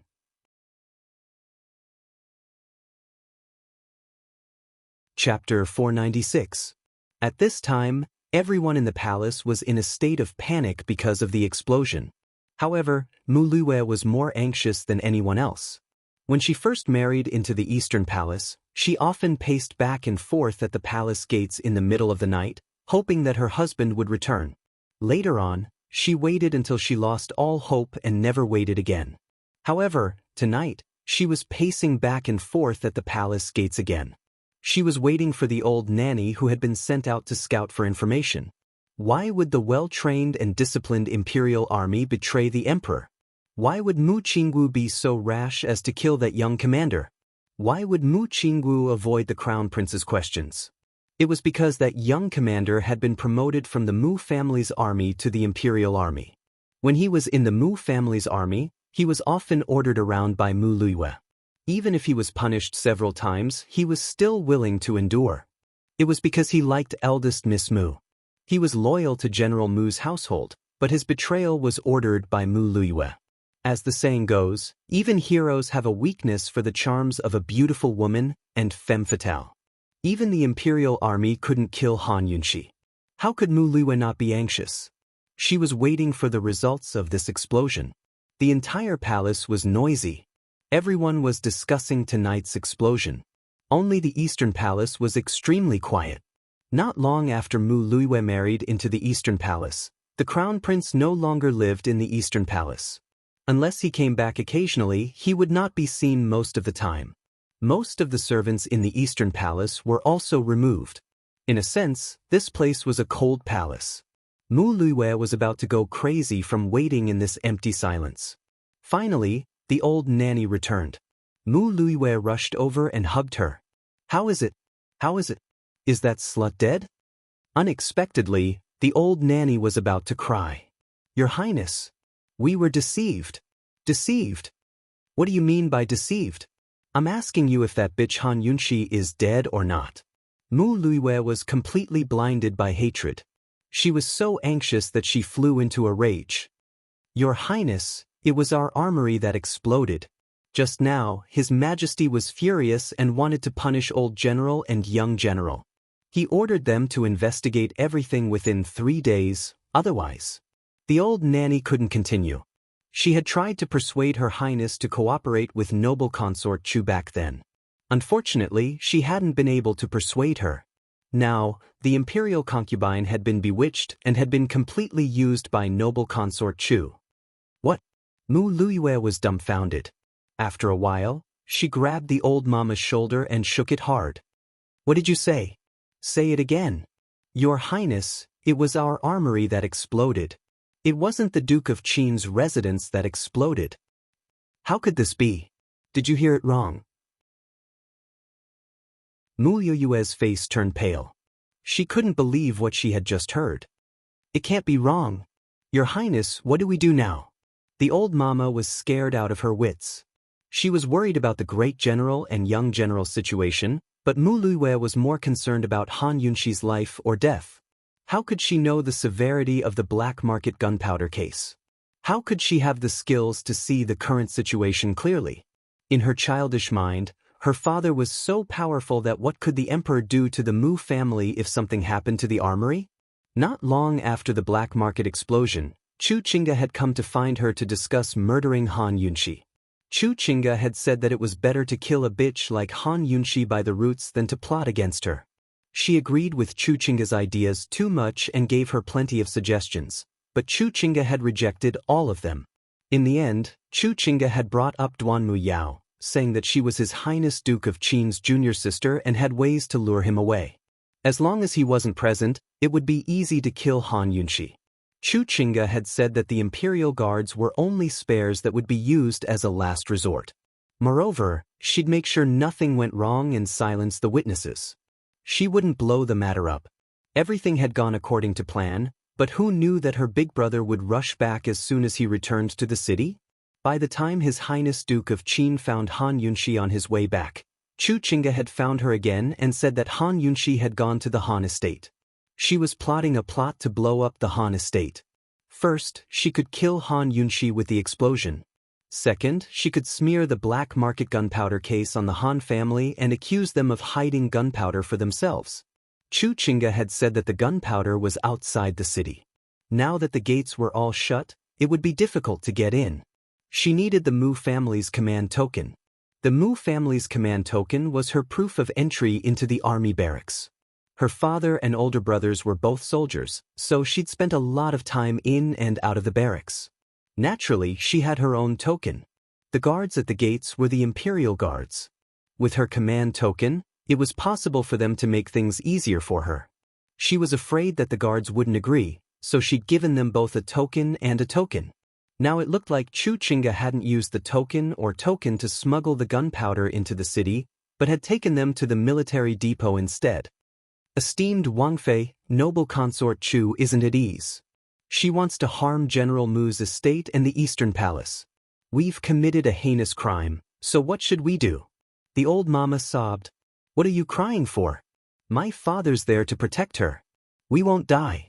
Mu Luiyue rebuked. She narrowed her eyes and tried to hold back her tears, but in the end, she couldn't. Chu Qingge, you slut. I'm going to kill you. Mu Luiyue angrily shouted. The old mama was frightened and hurriedly hugged her. Nyang Nyang, be careful. His Majesty doesn't know anything yet. If someone hears you shouting like that, it'll be over. Esteemed Wang Fei, this old servant will leave the palace and find the general right now. Mu Luiyue finally calmed down. Hurry and go. When you see my father, tell him I know my wrongs. She thought for a long time before adding, tell him I was so guilty that I wanted to hang myself, but you persuaded me not to. Tell him it's inconvenient for me to leave the palace and ask for his forgiveness, but I'll definitely kowtow to him once I leave. Esteemed Wang Fei, don't worry. This old servant will definitely put in a good word for you. The old mama didn't dare delay and left in a hurry. Mu Luiyue was depressed to death. Now that she'd calmed down, she regretted it all. Currently, Chu Qingge was in an even worse situation than her. Mu Luiyue had father and brother who doted on her and allowed her to do as she pleased. Chu Qingge, on the other hand, had ambitious father and brother who wanted her to sacrifice herself. By the time she heard the explosion, Chu Qingge had already finished bathing and was dressed in Emperor Tianhui's favorite white muslin lantern dress. Currently, she was sitting on the bed hugging her knees, her eyes empty and lifeless. She was very clear on her brother's plans and knew that she wouldn't be able to escape tonight. Still, she couldn't help but wonder what if. What if His Highness Duke of Qin liked her? If His Highness Duke of Qin had liked her, then wouldn't everything have been different today? Wouldn't she have ended up like this? Without all those schemes and machinations, without all the humiliation, and without all the envy and jealousy, she would still be as pure as ice and pure as jade, proud and noble as before. What if His Highness Duke of Qin liked her? Who would dare to force her into this state? Long Fei, if there's a next life, will you like me? Finally, a court lady rushed in with a secret missive. Chu Qingge opened it and glanced at it before burning it. She wrapped herself in a loose robe and hugged herself for a long time before getting off the bed and putting on her shoes. Someone come, arrange a carriage to Profound Dragon Palace. The black stone gunpowder case had thoroughly infuriated her brother. He'd wanted to take Han Yunxi as a hostage to threaten His Highness Duke of Qin, but who knew the assassination would turn out like this? Her brother said that there was no stopping things at this point. He had to use this chance to get rid of the Crown Prince's wings, the Mu family. Thus, it was time for her to make a sacrifice. She'd been married to Tianning for a while now. Although Emperor Tianhui wasn't feeling well, How could he stop her if she wanted to? Since her brother had sent her a secret missive, Eunuch Luo must have already made arrangements at Profound Dragon Palace. Chu Qingge rode a sedan chair to the gates of Profound Dragon Palace and saw Eunuch Luo waiting outside. Esteemed Wangfei, His Majesty just came from the imperial study. Things are progressing smoothly. Inside the rooms, everything's been arranged as well, Eunuch Luo said, covering his mouth with a smile.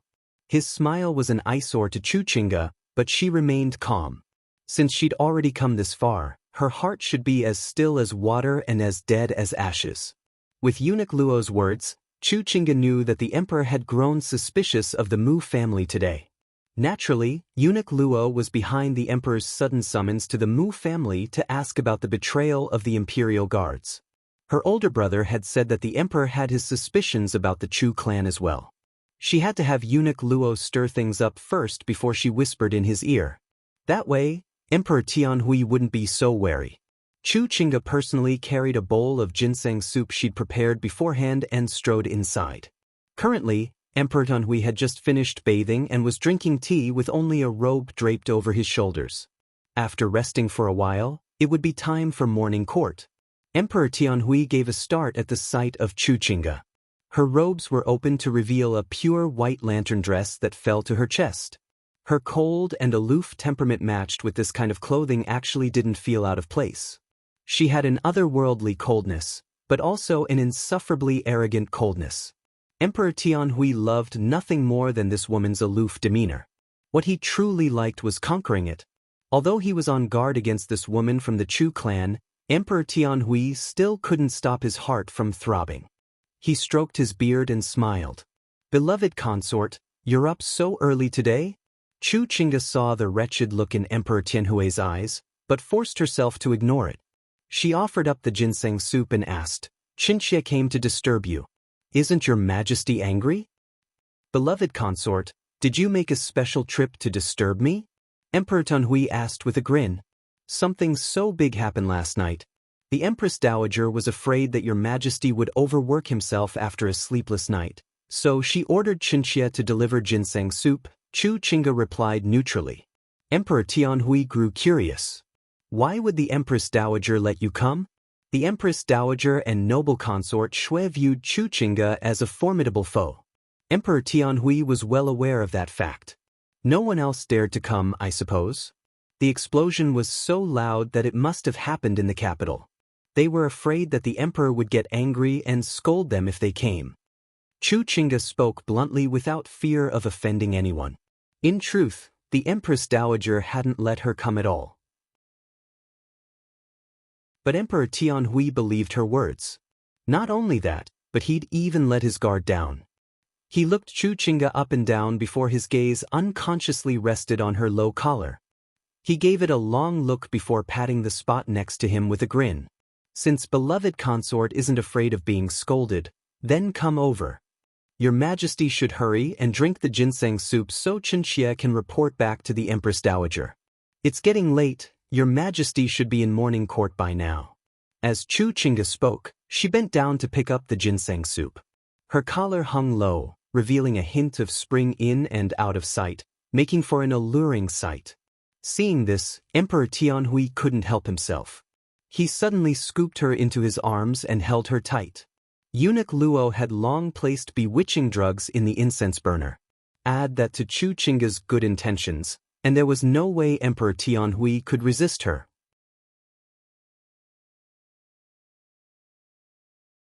Chapter 497. Emperor Tianhui wrapped his arms tightly around Chu Qingge's waist and buried his head in her neck to sniff as if he was addicted. No matter how much he sniffed, he couldn't get enough. His hands were restless as they groped their way up her waist. Chu Qingge raised her head to stare at the ceiling. As Emperor Tianhui reached for a yard after taking an inch, she gritted her teeth harder and harder. Her clothes were stripped off piece by piece as he ravaged her full breasts. A line of clear tears slid down her cold cheeks before she finally closed her eyes. Would she be able to see nothing as long as she closed her eyes? Would she be able to assume that the man on top of her was the same man from her dreams? If it was him, thinking about him, Would it not be so painful? Long Fei, Chu Chinga almost cried out, but she held on to her reason. She only dared to say the name in her heart, because she knew that she'd lose everything as soon as she did. She'd also cause trouble for him. Abruptly, a stab of pain came from her lower body. Chu Chinga's eyes widened as her heart shattered from the pain. The pain jolted her awake from her beautiful fantasies to face the cruel reality. Emperor Tianhui had been drooling over her for a long time. Now that he was under the influence of the drug, he was like a wild horse galloping over Chu Chinga's body. Men, especially those in high positions and power, viewed women as playthings in the end.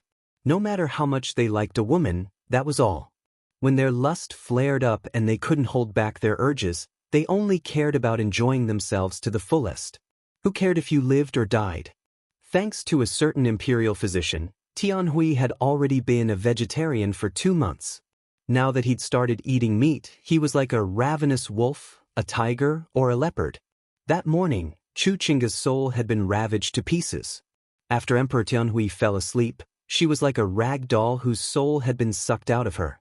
She lay powerlessly on the cold marble floor, unmoving. Only the tears at the corners of her eyes flowed uncontrollably. She knew that from this moment onwards, there was no turning back. She didn't know how long she lay there until the effects of the drug wore off and Emperor Tianhui was about to wake up. She endured the pain and dressed herself before calling for Eunuch Luo to carry him to the bed. Eunuch Luo opened the windows to disperse the aphrodisiac scent in the room as he spoke in a low voice. Esteemed noble consort, this old servant has already given orders. His Majesty is ill, so he won't be attending morning court today. If noble consort Shui comes over later, this old servant will block her for you. You'd better hurry up and get down to business. If His Highness the Crown Prince comes, I won't be able to stop him. Chu Chinga only nodded and sat on the bed without a word. As soon as Eunuch Luo left, she grabbed the bedding covers, eager to suffocate Emperor Tianhui to death. She was helpless. This was just an impulsive action. She didn't dare and couldn't. She stood guard quietly, her head repeating her elder brother's words over and over again. How to give Emperor Tianhui pillow talk was the key to the overall situation. By the time Emperor Hui woke up that day, Chu Chinga was only wrapped in a silk quilt and nestled in his arms. After a romantic morning, Emperor Tianhui only remembered that he'd enjoyed himself to his heart's content. He'd long forgotten the details. He looked at Chu Chinga's cold, sleeping face and was extremely satisfied. His hand reached out and took advantage of her again. Chu Chinga pretended to wake up in fright and slapped Emperor Tianhui's hand away. Let go! Even the most favored concubines in the imperial harem, including the empress of the past, didn't dare to refuse him like this. Emperor Tianhui's eyes flashed with indignation, but he didn't speak. His other hand reached out to bully her as well. Chu Chinga kept slapping his hand away and huffed. Your Majesty, that's enough. And if Zhen says it's not enough? Tianhui arched a brow. Then Your Majesty can continue. Qinxie can't escape anyways. Chu Chinga's words were soft, but her eyes were stubborn. Emperor Tianhui liked her haughtiness the most. Instead of getting angry, he laughed out loud. Fine, fine, fine. Zhen will let you off for now. Despite his words, he didn't release her. Instead, he tightened his grip around her. Chu Chinga struggled a few times, but gave up when she couldn't break free. Your Majesty, do you know what time it is right now? Her reminder reminded Emperor Tianhui of the morning court session. What time is it now? Zhen hasn't started morning court yet. He was about to rise to his feet when he felt dizzy and dizzy. Damn it. Imperial physician Gu had told him multiple times not to have sex because it consumed too much energy. Why couldn't he resist? Your Majesty, are you all right? Are you tired? Chu Chinga asked hastily. How could Emperor Tianhui admit that he was tired? Despite his anxiety, he still sat down. What time is it now? It's already past noon. Your Majesty, Qinxie tried to persuade you this morning, but you insisted on having Eunuch Luo cancel the morning court session. Qinxie knows that today's morning court session is very important after what happened last night, but, as Chu Chinga spoke, she placed a jade hand over Emperor Tianhui's heart and lowered her head shyly. Emperor Tianhui lifted her chin with a grin. But what? Your Majesty! Chu Qingge pouted playfully at him. Emperor Tianhui was in a good mood.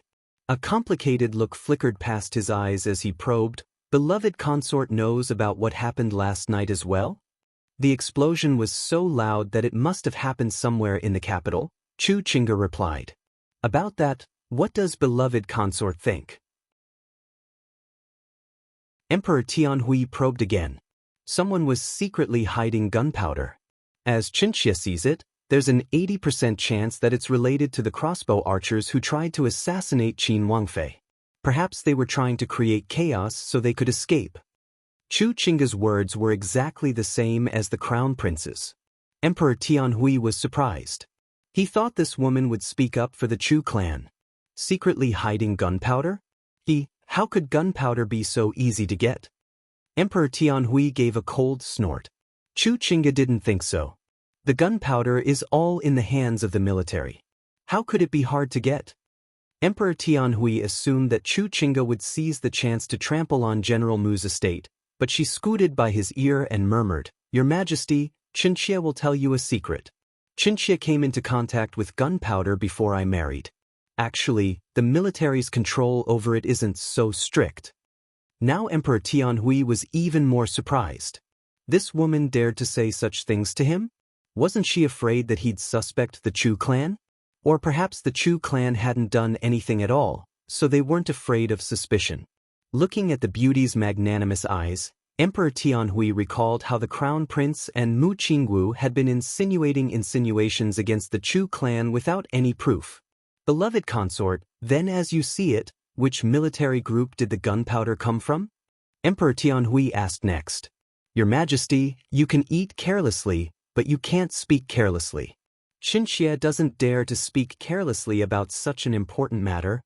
So speaking, she added, in any case, it can't escape my Chu clan, Tianning's Mu family, or Northern Li's Yuan clan. Emperor Tianhui looked at her for a long time before suddenly pressing closer. Noble consort Chu, what if the gunpowder really came from your Chu clan? Your Chu clan is skilled in archery, while those crossbow archers are skilled as well. Could all of that be a coincidence? Chu Qingge was furious. If your Majesty already knows the answer, then why ask Qinxie? You might as well lock Qinxie up and torture her to prevent that good-for-nothing Mu Qingwu from turning traitor and harassing the people. We still can't catch him. You're saying that Mu Qingwu's a good-for-nothing? Emperor Tianhui couldn't believe it. Mu Qingwu was very bold. Cold, he retorted, isn't that the case? Even the soldiers he personally led turned traitor. If that's not a good-for-nothing, then what is? Qinxie didn't believe it at first, but I never expected it to be true. Emperor Tianhui hadn't believed it either. Of course, he was more suspicious of Mu Qingwu's impulsive decision to kill that commander.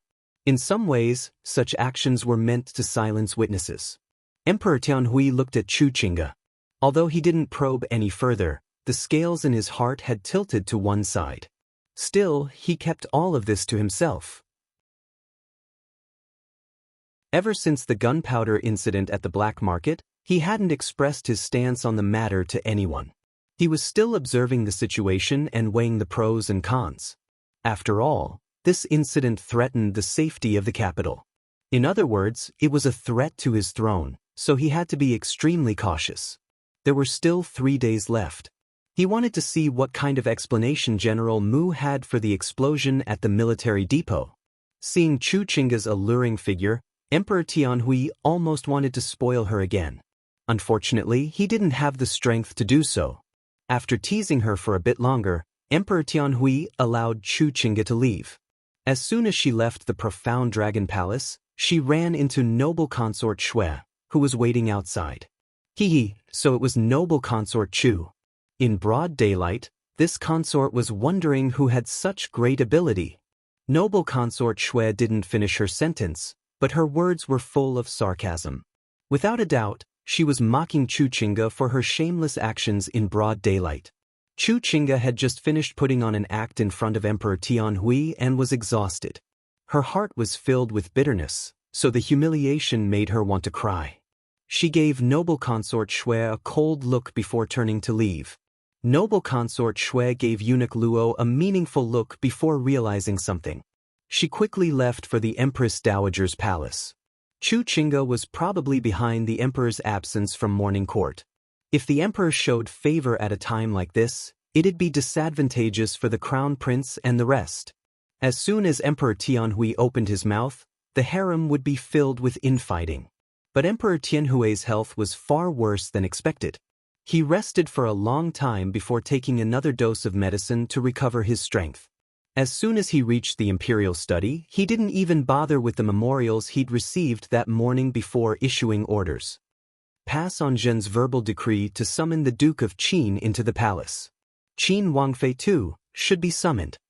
Emperor Tianhui had been probing all sorts of people, so he naturally wouldn't forget about His Highness Duke of Qin. He wanted to hear what Long Feiyi thought about the black market gunpowder, the assassination with crossbow bolts, and the explosion at the military depot. The victim of the assassination attempt was his Wangfei, but Long Feiyi hadn't made any moves after rescuing Han Yunxi from the brothel. He couldn't be plotting something, right? When Emperor Tianhui's verbal decree reached the Duke of Qin's estate, Long Feiyi had no choice but to leave early to heal his wounds. He was about to leave when Chu Shifeng timidly added, "Your Highness, His Majesty summoned esteemed Wangfei as well." Long Feiyi stopped abruptly, leaving Zhao Mama and Bailey Mingxiang to grow anxious. They didn't know about His Highness Duke of Qin's injuries, nor did they know esteemed Wangfei's condition. Neither of them dared to go to the Han estate without permission, but they did know that the two masters had made a huge fuss this time. Everyone waited timidly for His Highness Duke of Qin to speak, but Long Feiyi only stood there without a word. In the end, it was Chu Shifeng who spoke up. "Your Highness, how about this subordinate go to the Han estate and bring esteemed Wangfei here?" You're tuning in to the Dreamy Chapters YouTube channel. We're so grateful for your support, and don't forget to subscribe to join us on this incredible journey through captivating stories. Your generosity through donations truly makes a world of difference, as it's the primary source of revenue that allows me to expand and enhance this channel for you. Thank you from the bottom of my heart for being a part of this adventure.